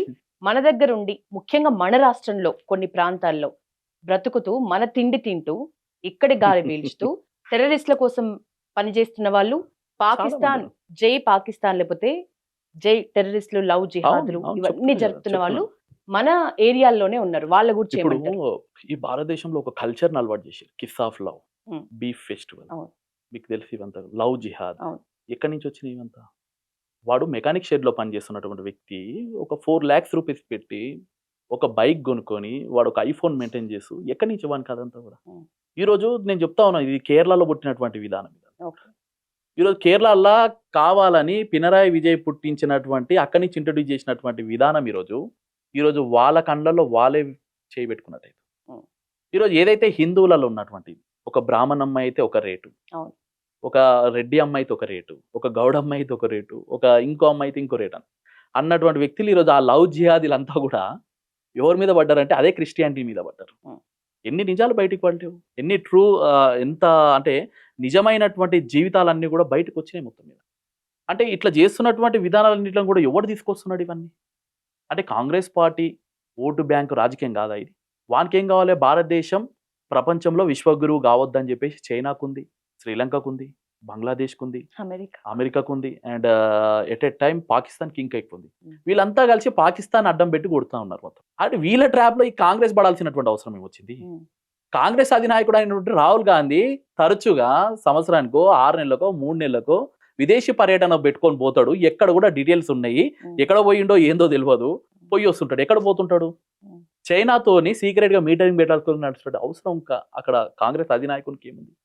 అంటే వీళ్ళంతా కూడా ఎవరి గురించి పనిచేస్తున్నారు? ఒకడేమో నక్సలైట్ల పేరు చెప్పుకొని, ఒకడేమో ఇక్కడ దిక్కు ఉద్యమాలు అది ఇది అని చెప్పేసి మేము శాంతి అనుకుంటా అని చెప్పేసి నక్సలైట్లు మన దేశంలో ఉన్నటువంటి వ్యవస్థను మొత్తం కూడా కొలాప్స్ చేస్తుంటే, అక్కడ కాంగ్రెస్ ఏమో ఇతర దేశాలతో లింకప్లు పెట్టుకొని ఈరోజు మన దేశంలో ఉన్నటువంటి కల్చర్ని నాశనం చేయాలని ప్రయత్నం. మన దేశంలో ఉన్నటువంటి యూనిటీని ఖరాబ్ చేయాలని ప్రయత్నం చేశారు. కాబట్టి వాటిని అన్నిట్లో కూడా ఎక్కడ కూడా వాళ్ళ యొక్క ఆశలను మొత్తం కూడా నిరాశలు చేసేయడానికి భారతీయ జనతా పార్టీ ఖచ్చితంగా ఉన్నది. దానికి అనుగుణంగా భారతీయ జనతా పార్టీతో పాటు అనేకమైనటువంటి వివిధ క్షేత్రాల్లో పనిచేసేటువంటి పార్టీలు చాలా ఉన్నాయి, సంస్థలు చాలా ఉన్నాయి. మా దేశాన్ని ఎలా కాపాడుకోవాలో మాకు తెలుసు. అందులో భాగంగా యువతని ఏ విధంగా యూనిట్ చేయాలో తెలుసు. ఆ రకంగా మేము పోతా ఉన్నాం. ఈ మధ్యలో ఎవడో ఒకడు పనికిమాలోడు వచ్చి మాకు పాకిస్తాన్ అంటే ప్రేమ, మాకు అదంతే ప్రేమ అని చెప్పేసి అన్నటువంటి వ్యక్తులకు ఈరోజు చెప్తా ఉన్నాం. ఒకసారి స్వేచ్ఛగా పోయి పాకిస్తాన్లో తిరిగిరండి, తిరిగి వస్తే తెలుస్తుంది పాకిస్తాన్లో ఏం జరుగుతుందో. అరే మేము మనుషులం పోయి అందరినీ ప్రేమిస్తామని చెప్తున్నటువంటి వ్యక్తివి రేపు మీ కూతురుకో, మీ తల్లికో, మీ భార్యకో అటువంటి సిచ్యువేషన్ వస్తే చెప్పగలుగుతాడా ఆ విషయం? కాబట్టి వాళ్ళు ఎంతసేపు రాజకీయాలు చేయాలనే ఒక ప్రయత్నం తప్ప ఎక్కడ కూడా ప్రజలకు మంచి చేయాలని. హిందూ ఆలయాలపై దాడి కూడా చేయమంటారు, ముత్యాలమ్మ గుడి ఇట్లాంటివి. అసలు ఎట్లా ఎక్కడ జరుగుతోంది లోపం? స్టిల్ ఒకటి జరిగితే మళ్ళీ ఒక 10 పుట్టుకొస్తున్నాయి. ఈ హిందూ ఆలయాల మీద, హిందూయిజం మీద దాడి చూడండి. ఈ 12 ఏళ్ల లోపల మోడీ గారు పరిపాలిస్తున్నటువంటి 12 ఏళ్ల లోపల భారతదేశము ఈ ప్రపంచ దేశాలకు అందనంత ఎత్తుకెళ్ళిపోయింది. మనం ఆర్థిక వ్యవస్థలో ముందుండిపోయినాం. అంతకుముందు చెప్తున్నాం కదా, ఈరోజు భారతదేశ ప్రజలమని చెప్పుకోవడానికి ఇతర దేశాలు కూడా గొప్పగా చెప్పుకుంటున్నాయి. 2 దేశాల మధ్యలో యుద్ధాలు జరుగుతుంటే మన విమానం మధ్యలో పోతుంటే ఎస్కాట్ ఇచ్చి 2 దేశాల ఫైటర్ జెట్లు మనకు ఎస్కాట్ ఇచ్చినాయి. ఎక్కడ చరిత్రలు జరుగుతాయి. అంతెందుకు పాకిస్తాన్లో ఉన్నటువంటి యువత మేము భారతీయులమని చెప్పుకొని వాళ్ళ ప్రాణాలు కాపాడుకొని వెళ్ళినటువంటి సందర్భాలు మీరు మీడియాలో అన్ని చూశారు. అంటే ఈ స్థాయిలో భారతదేశం ముందరకు పోతా ఉన్నది, అందనంత ఎత్తుకు ఎదుగుతా ఉన్నది. వాళ్ళ యొక్క టార్గెట్ విశ్వగురుగా అంటే మనం ఏదో ఇతర మతాలని క్షోభించడమో లేకుంటే వాళ్ళని ఇంకో రకంగా హింసించడము మన యొక్క కల్చర్ కాదు అది. మనం ఏమంటున్నామంటే శాంతిని కోరుకుంటున్నాం. యవ్వనంతా ఆడు బతుకుతే ఏం పోయేది? ఒకరి మీద ఒకడు పడాల్సినటువంటి అవసరం ఏముంది? మంచి చెప్పాలి, మానవాళి మొత్తం కూడా నెక్స్ట్ జనరేషన్కి మనం ఇవ్వాలి, మంచి కల్చర్ని మనం ఇవ్వాలంటే అందరూ సామరస్యంగా ఉండాలని చెప్తుంది భారతదేశం. అట్లా అందరికీ చెప్పే ప్రయత్నంలో భారతదేశం ముందరకు పోతున్నటువంటి సందర్భాలలో ఈ దేశంలో ఏదో ఒక అలర్జీ సృష్టించాలి. బాంబులతో దాడులు చేద్దామా? అప్పట్లోపల కాంగ్రెస్ ప్రభుత్వం ఉన్నప్పుడు బాంబులతో దాడి చేద్దామంటే ఇప్పుడు అట్లాంటి అవకాశం లేదు. ఇంతకుముందు ఏంది, కాంగ్రెస్లో ఉన్నటువంటి వ్యక్తులందరూ కూడా బార్డర్లు ఫ్రీ చేస్తుండే, రావాల్సిన వస్తుండే, మళ్ళీ బార్డర్లు క్లోజ్. వాడు తీసుకురావాల్సినటువంటి పేలూరు పదార్థాలు తెస్తుండే, సికింద్రాబాద్లో పెడుతుండే, గోకుల్చాట్లో పెడుతుండే, దిల్సుఖ్నగర్లో పెడుతుండే. మీరు చూసినంత వరకు కూడా మనం ఇక్కడ తెలంగాణ ఉద్యమం నడుస్తున్నటువంటి సమయంలో కూడా అనేకమైనటువంటి బాంబు దాడులు జరిగినాయి. జరగలేదా? ఇప్పుడు ఆ అవకాశం లేదు. మోడీ భారత్కి ఒక రక్షణ వ్యవస్థగా నిలబడ్డాడు. ఏదైతే త్రివిధ దళాలు ఉన్నాయో ఫ్రీ హ్యాండ్ ఇచ్చాడు. ఎట్ టైం మీకు కనుక డౌట్ వచ్చిందనుకో ఏదైనా చేసుకోండి ఒక నిర్ణయం తీసుకునేటువంటి అధికారాలు త్రివిధ దళాలకు ఇచ్చినాం అనమాట. మరి అక్కడ టెర్రరిస్ట్ ఏం చేయలేకపోతున్నారు మన భారతదేశం. మరి ఏం చేయాలి? మరి మత కళలు సృష్టించాలి, బీజేపీని బదనాం చేయాలి, ముఖ్యంగా బీజేపీని అధికారంలోకి దింపాలి అని ఒక టార్గెట్ పెట్టుకొని ఈ విధంగా గుళ్ళల్లో కానీ లేకపోతే ఇతర ఇంకొక దగ్గర కానీ కొన్ని అల్లర్లు సృష్టించడానికి ప్రయత్నం చేస్తుంది. గతంలో మీరు చూసారు, ఒక్క హిందూ దేవాలయం పైన ఏ చిన్న దాడి జరిగినా కానీ అంతే స్థాయిలో అల్లరి జరిగేది. అవును, అక్కడి నుంచి కర్ఫ్యూలు పెట్టేది. అవును. కానీ ఈరోజు అవన్నీ కూడా లేవు.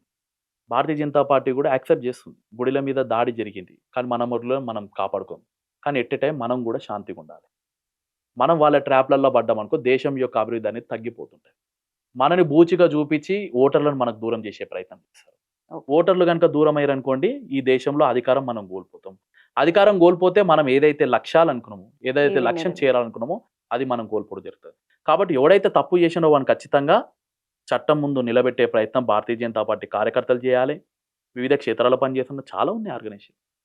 ఆర్ఎస్ఎస్ ఉంది, బజరంగదళ్ ఉంది, విశ్వ హిందూ పరిషత్ ఉంది, హిందూ వాహిని ఉంది, ఏబీవీపీ ఉంది, బీజేపీ ఉంది, బీజేవైఎం ఉంది, వనవాసి కళ్యాణ్ ఉంది, ఇట్లా చెప్పుకుంటే బిఎంఎస్ ఉంది, భారతీయ మజ్దూర్ సంఘ్ ఉంది. అంటే ఇట్లా చెప్పుకుంటూ పోతుంటే అనేకమైనటువంటి ఆర్గనైజేషన్లు ఉన్నాయి.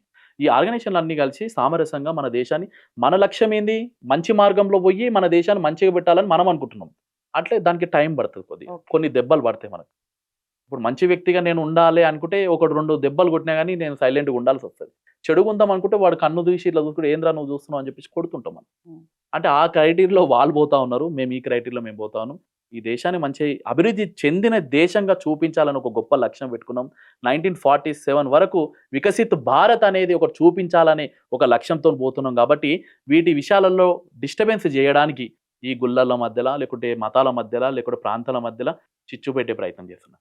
సౌత్ ఇండియన్స్ అని, నార్త్ ఇండియన్స్ అని, లాంగ్వేజ్ పరంగా అని చెప్పేసి గుళ్ళ విషయంలో దాడులు కావచ్చు, ఇంకా గోవులను అడ్డం పెట్టి కావచ్చు, లేకుంటే మతం పేరు చెప్పి దాడి చేయడం కావచ్చు, ఇవన్నీ కూడా జరుగుతున్నాయి. ఎందుకంటే ఏం చేస్తుంది ఈ ప్రభుత్వం అని చెప్పేసి మనను ఒక కార్నర్ చేశారు ఈ ప్రజలు అనేది. కానీ ఎక్కడ కూడా ప్రజలు ఎక్కడ కూడా డైవర్ట్ అయితలేరు. ఖచ్చితంగా బీజేపీ మీద అంతే విశ్వాసంతో ఉన్నారు. అలాంటి వ్యక్తులకు ఖచ్చితంగా రాబోయే రోజులలో బుద్ధి చెప్తాం. శృతి మించి మేము ఇవే దాడులు కొనసాగిస్తామంటే వాళ్ళని వినాశనం చేసేంత శక్తి కూడా మన దగ్గర ఉన్నది. కానీ ఆ దృష్టికోణంలో మేము చూస్తలేం. అందరం మనోలే అని చెప్పేసి ఒక కోణంలో ఉన్నాం. కానీ శృతి మించితే మాత్రం అంత స్థాయిలో నిర్ణయం తీసుకోవడానికి సైతం మేము మాలాంటి యువత పార్టీలని పక్కకు పెట్టి సైతం పోరాటం చేయడానికి సిద్ధంగా ఉన్నాం. అంతవరకు తెచ్చుకోరని చెప్పేసి ఒక ఆలోచన. ఎస్, మీరు ఇప్పుడు చెప్తుంటే నాకు ఒక విజువల్ కళ్ళ ముందు కనిపించింది. ఒకప్పుడు పండగలంటే ఇళ్లలో జరుపుకునే వాళ్ళం. అవును.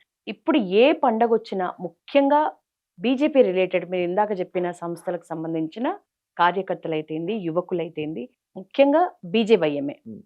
ఇటు నుంచి అందరూ కాషాయ జెండాలు పట్టుకొని మొత్తం మన ప్రతి గల్లీని కూడా కాషాయమయం చేస్తున్నాయి. అవును. హిందూ పండుగలు చాలా వైభవంగా అవును. రోడ్ల మీద ఎంత అంగరంగ వైభవంగా జరుగుతున్నాయి. అవును. సో ఈ మార్పు అనేది మీకున్న అనుభవం దృష్ట్యా ఎప్పటి నుంచి స్టార్ట్ అయింది? ప్రజలకు ఎప్పుడైతే నిజాలు తెలిసినాయి, భారతీయ జనతా పార్టీ అంటే మతతత్వ పార్టీ కాదు, భారతీయ జనతా పార్టీ అంటే మత విశ్వాసంతో నడిచేటువంటి పార్టీ, అంటే ప్రజలని ఒక మంచి మార్గంలో నడిపించడానికి ఉపయోగపడతాయి ఇవంతా కల్చర్ అంతా కూడా అనేది ప్రజలకు ఎప్పుడైతే తెలిసినామో అప్పుడు ప్రజలందరూ కూడా దీంట్లో ఇన్వాల్వ్ అవుతారు. ఉమ్, ఎప్పుడు ప్రజలందరూ కూడా ఏకతాటిపైకి వస్తారు? ఉప్పు సత్యాగ్రహం అయింది, అవును. అంతకుముందు ఉద్యమాలు జరగలేవు, మస్తు జరిగినాయి. స్వతంత్ర సమరయోధ పోరాటాలు జరగలేవు, మస్తు జరిగినాయి. కానీ దానికి ఎందుకు ప్రత్యేకత వచ్చిందంటే ప్రజలకు అర్థమైంది. ఉమ్, అర్థమయ్యే రీతిలో ఆ యొక్క ఉద్యమాన్ని తీసుకుపోయారు కాబట్టి అంత సక్సెస్ఫుల్ అయింది. బ్రిటిష్ వాళ్ళకు ఒక జలక్ అనేది పడ్డది.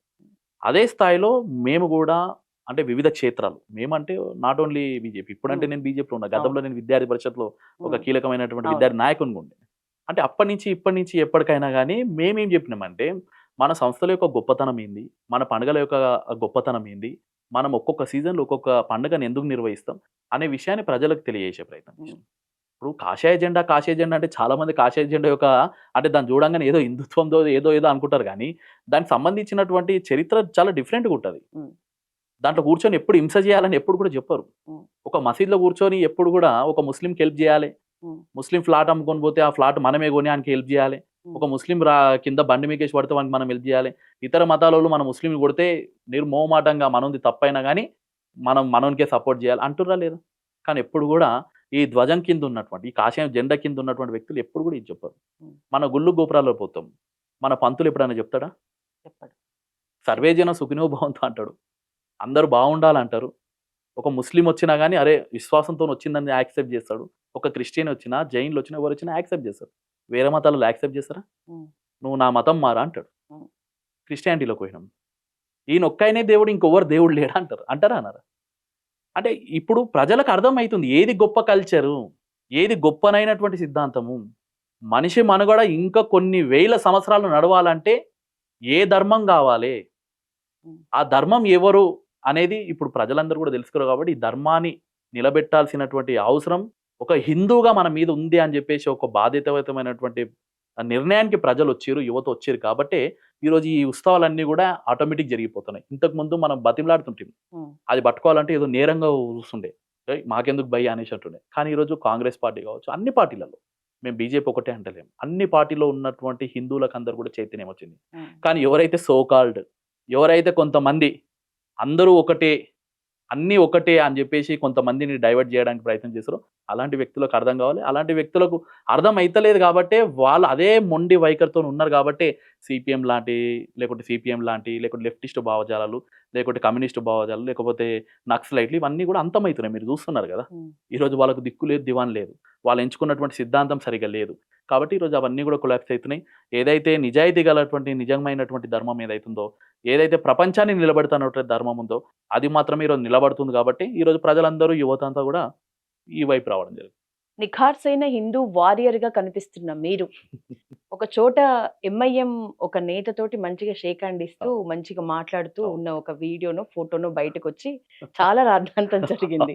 సో అది సినిమాల వరకు వచ్చేసరికి హీరోలు ఎవరెవరికి పోటీ గారు, నిజంగా కొట్టుకొచ్చేది అభిమానులు అన్నట్టు మీరు కూడా అంతా ఒకటే.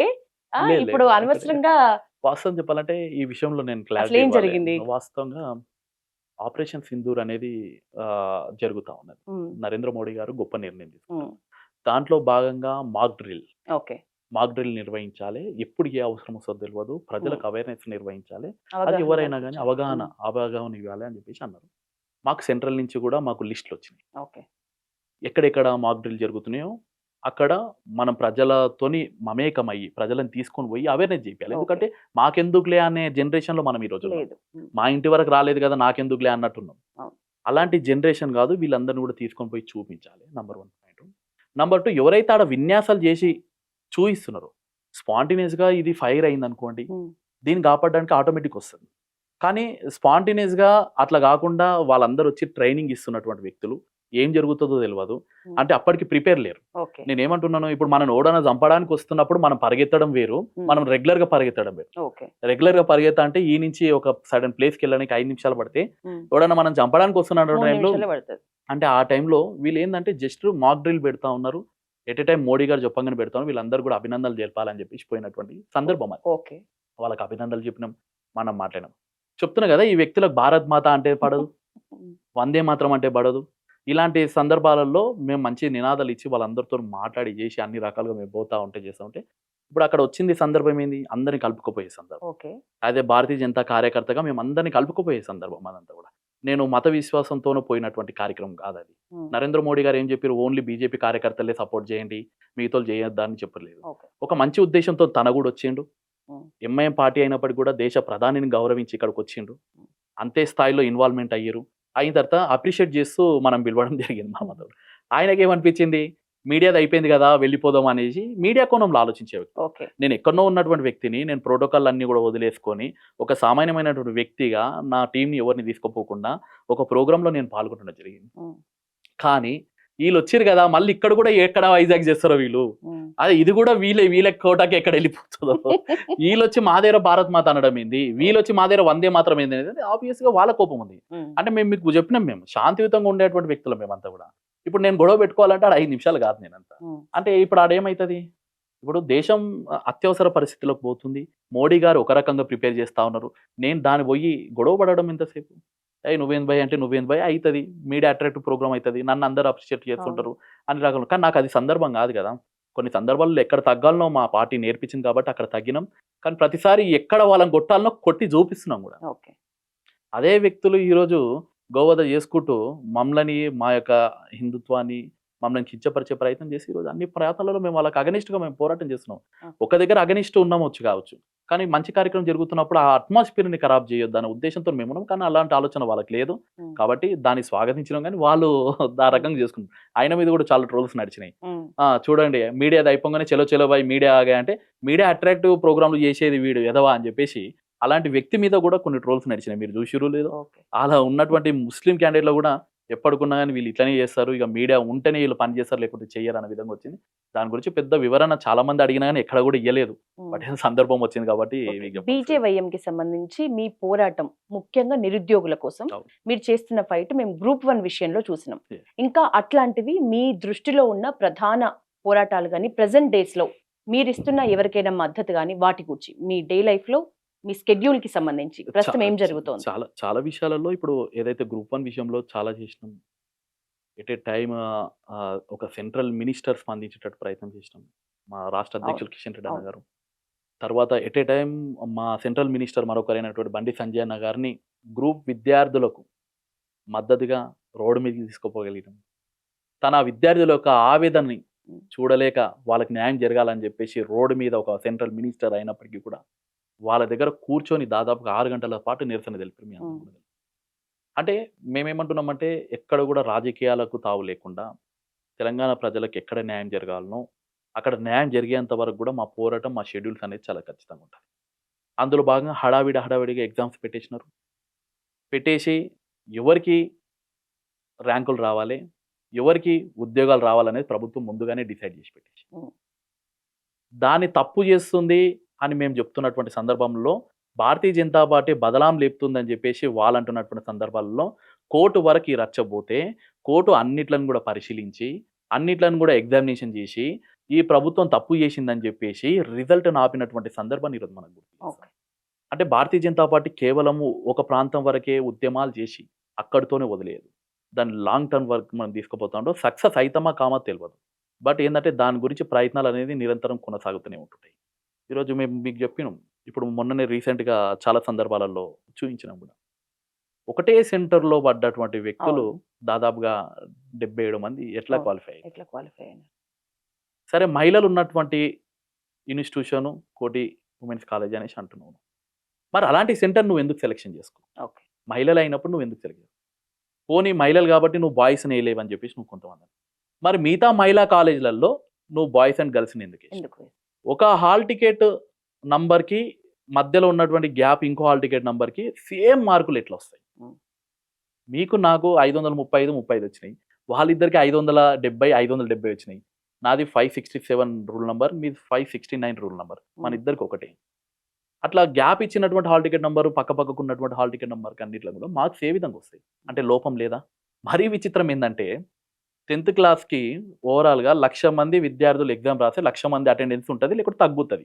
ఇష్టం లేదు. ఇందులో విచిత్రం ఏందంటే ఎక్కువ. 16 మంది అదనంగా వచ్చినారు. ఎక్కడి నుంచి వచ్చిర్రు? మరి ఎక్కడ జరిగింది ఈ లోపం మొత్తం కూడా? అంటే ఇలాంటి సర్టెన్ ఇష్యూస్ మీద భారతీయ జనతా పార్టీ ఎప్పటికప్పుడు చేస్తూ ఉంటది. ట్రాక్ చేస్తూ ఉంటది. పోరాటం చేస్తూ ఉంటది. అంతిమంగా ఓన్లీ యువత కోసమే కాదు. హ్మ్. దేశంలో ఉన్నటువంటి ఏ చిన్న అల్లరి జరిగినా ప్రజలను అవేర్‌నెస్ చేయడం కావచ్చు. దేశానికి ఎప్పుడు ఏ ఆపదొచ్చినా సివిల్ డిఫెన్స్ ఫోర్స్ అనే ఒక యూనిట్‌ని తయారు చేసి అక్కడ సైనికులకు రక్తం కావాలంటే రక్తం ఇయ్యడానికి సైతం, ఇంకా ఏ ఎమర్జెన్సీలో ఏ కార్యక్రమం అయినా గాని అందించడానికి మేమంతా కూడా రెడీ. అంతేకాకుండా ఈ ప్రభుత్వం చేస్తున్నటువంటి మోసాలు ఏవైతున్నాయో వాటిని బయటపెట్టడంలో కావచ్చు. ఈ ప్రభుత్వము ఏదైతే అక్రమంగా కొన్ని పథకాలు పెట్టి ధనాన్ని దోపిడీ చేసే ప్రయత్నం చేస్తారో వాటిని బయటపెట్టడము.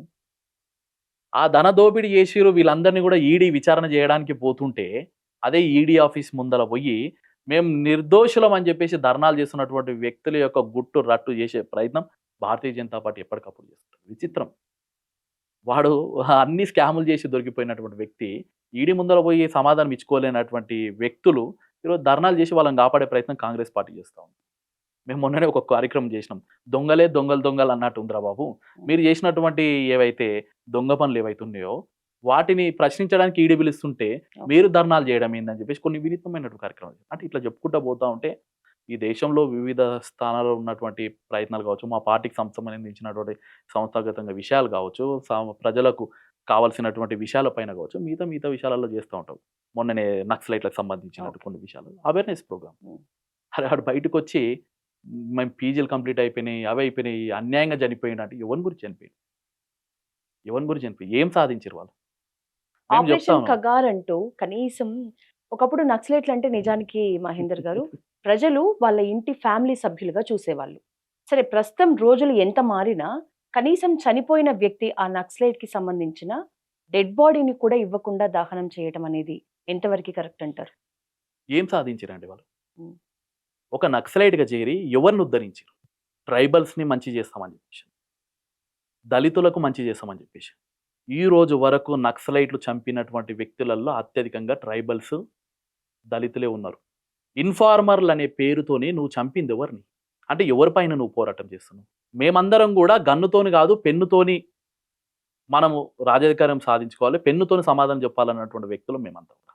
లేదు పెన్నుతోని కాదు గన్నుతోనే సమాధానం చెప్తామని చెప్పి రాజ్యాంగానికి విరుద్ధంగా పోతున్నటువంటి వ్యక్తులు మీరు. మరి ఎక్కడుంది వీళ్ళకి రాజ్యాంగం మీద విశ్వాసం? అర్బన్ నక్సలైట్లు అని చెప్పేసి మీకు తెలుసు మీడియాలో ఉన్నారు, లేకపోతే పత్రికా దాంట్లలో ఉన్నారు, చాలామంది ఉన్నారు. వాళ్ళంతా కూడా రోడ్ల మీదకి వచ్చి మాట్లాడుతూ ఉంటారు. రాజ్యాంగాన్ని కూని చేసిరు అంటారు. మరి అదే రాజ్యాంగానికి వ్యతిరేకంగా ఏదైనా సమస్య వచ్చినప్పుడు మేము పోరాటం చేస్తామని చెప్పేసి తుపాకీ పట్టుకొని అడవులకు పోయినటువంటి వ్యక్తులకు మీరు ఏ విధంగా మద్దతు తెలుపుతారు? ఈరోజు రాయలసీమలో ఇది ఫ్యాక్షనిస్ట్ ఉండే వాడు కూడా న్యాయమా అంటాడు ఇప్పుడు రేపనాటికి. నా వర్గం గురించి నేను పోరాటం చేసినా, నా వర్గాన్ని నేను కాపాడుకోవడానికి నేను పోరాటం చేసినా 100 మందిని చంపినా అంటాడు. యాక్సెప్ట్ చేద్దామా? ఈరోజు నేను అంటున్నాను, ఒక అమ్మాయి మీద అఘాయిత్యం జరిగినప్పుడు, ఒక అమ్మాయిని అఘాయిత్యం చేసి చంపినప్పుడు మనం ర్యాలీ చేసి నిరసనలు తెలుపుతున్నాం.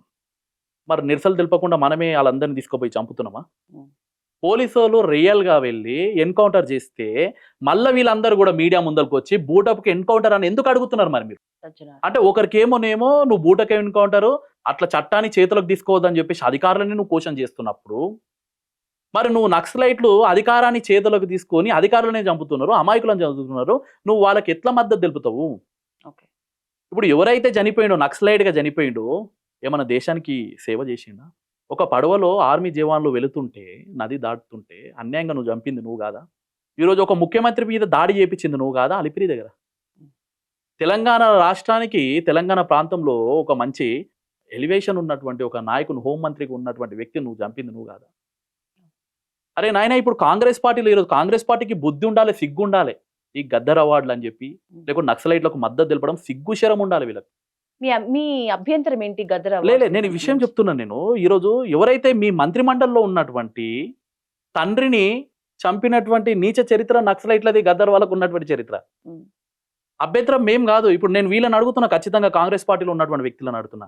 గద్దర్ మీద అభిమానం ఉంటే, నక్సలైట్ల మీద అభిమానం ఉంటే, మీ కాంగ్రెస్ పార్టీలో ఉన్నటువంటి వ్యక్తులందరూ కూడా నక్సలైట్లకు వ్యతిరేకంగా ఎందుకు పోలీస్ ప్రొటెక్షన్, ఎందుకు గన్మెన్లు పెట్టుకొని తిరుగుతున్నారు? వాళ్ళ మీద అంత సాఫ్ట్ కార్నర్ ఉంటే ఓకే. అంటే మీకేమో గన్మెన్లు ఉండాలి, నక్సలైట్లు ఏమో మీకు ప్రమాదకరము, నక్సలైట్లు ఏమో మీకు మీ మీద తీవ్రమైన ఒత్తిడి తెస్తారు, మీకు భయానికి గురి చేస్తారు. మరి మీకేమో గన్లు కావాలి, గన్మెన్లు కావాలి, మన సామాన్య ప్రజలకు వద్దా? అంటే మీ విషయానికి వచ్చేసరికి ఏమో నక్సలైట్లు ఏమో పెద్ద ప్రమాదకరము, సామాన్య ప్రజలకు వచ్చేసరికి మా వరకు వచ్చేసరికి అది అన్యాయమా? ఎట్లయితుంది అది? ఈ రోజు అభివృద్ధి పేరుతోని రోడ్లు వేసి రోడ్లను పీల్చినటువంటి నీచ చరిత్ర నక్సలైట్లే. ఒక కడుపుతో ఉన్నటువంటి ఒక అమ్మాయి ట్రైబల్ ఏరియా నుంచి 4-5 గుట్టలు ఎక్కుకుంటూ ఒక హాస్పిటల్కి పోదామంటే హాస్పిటల్ లేనటువంటి సిచ్యువేషన్ క్రియేట్ చేసింది ఎవడు? నక్సలైట్లు కాదా? ఈరోజు అక్షరాస్యత రాష్ట్రం తక్కువ ఉందని చెప్పి అర్బన్ నక్సలైట్లు అందరూ కూడా ఏడుస్తున్నారు కదా ఇక్కడ. మరి అదే అర్బన్ ఏరియాలలో విద్యాలయాలను ఏర్పాటు చేయకుండా ఉన్నటువంటి వ్యక్తులు ఎవరు? ఒక ఏటీఎం సెంటర్ని కూడా ఏర్పాటు చేయనటువంటి దుస్థితిలో ఈరోజు మనం ఉన్నామంటే అది కేవలం నక్సలైట్లు కాదా? మరి నువ్వు కోరుకుంది ఏంది? ఎస్టీ ఎస్టీలు ఎవరైతే ట్రైబల్స్ ఉన్నారో వాళ్ళ అభివృద్ధి కావాలని చెప్పి నువ్వు కోరుకున్నావు. అభివృద్ధి అంటే ఏందమ్మా? ఈరోజు హైదరాబాద్ అభివృద్ధి చెందిందని మనం ఎందుకు అంటున్నాం? రోడ్డు వ్యవస్థ బాగుంది, ఉద్యోగ అవకాశాలు మంచిగా ఉన్నాయి, పెద్ద పెద్ద అన్ని సౌకర్యాలు ఉన్నాయి, నీటి వ్యవస్థ ఉంది, విద్యుత్ దీపాలు ఉన్నాయి. మరి వీటికి అన్నిటికీ నువ్వే కదా వ్యతిరేకం. దంతెవాడలో కావచ్చు, ఛత్తీస్గఢ్లో కావచ్చు, ఈరోజు కరేగుట్టలో కావచ్చు, ఇక్కడ అంతా కూడా అభివృద్ధిని అడ్డుకుంటుంది వాడు.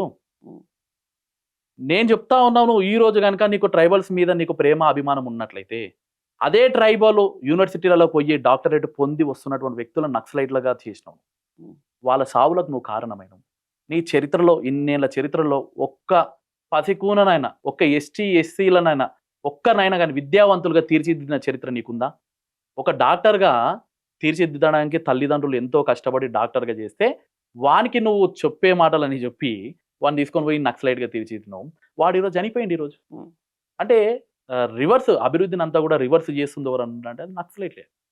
కాబట్టి అలాంటి నక్సలైట్ల నుంచి వచ్చినటువంటి వ్యక్తి గద్దరు. ఏం గద్దరు ఎవరు ప్రాణాలు తీయలేడా?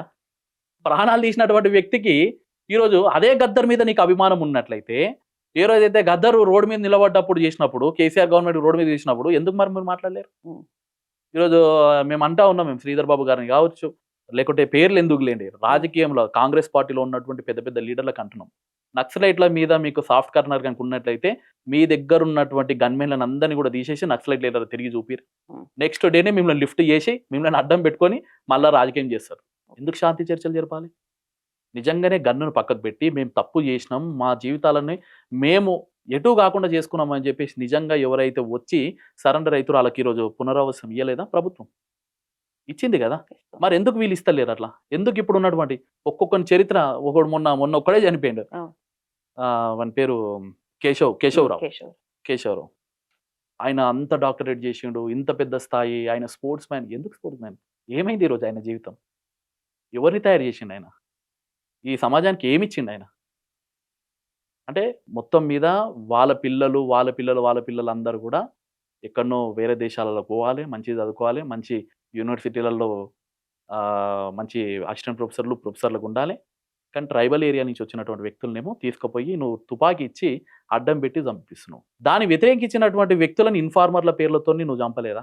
ఈరోజు నక్సలైట్లు కనుక అదే సిద్ధాంతానికి కట్టుబడి ఉండి మేము ట్రైబల్స్ కోసమే మేము ఉన్నాం, మేము ఎస్టీల కోసమే మేము ఉన్నాం, దళితుల కోసమే మేము ఉన్నామంటే ఎందుకు దళితుల నుంచి ఎస్టీల నుంచి వచ్చినటువంటి గొప్ప గొప్ప నాయకులని, ఎమ్మెల్యేలని ఎందుకు ఎన్కౌంటర్ చేసి చంపారు?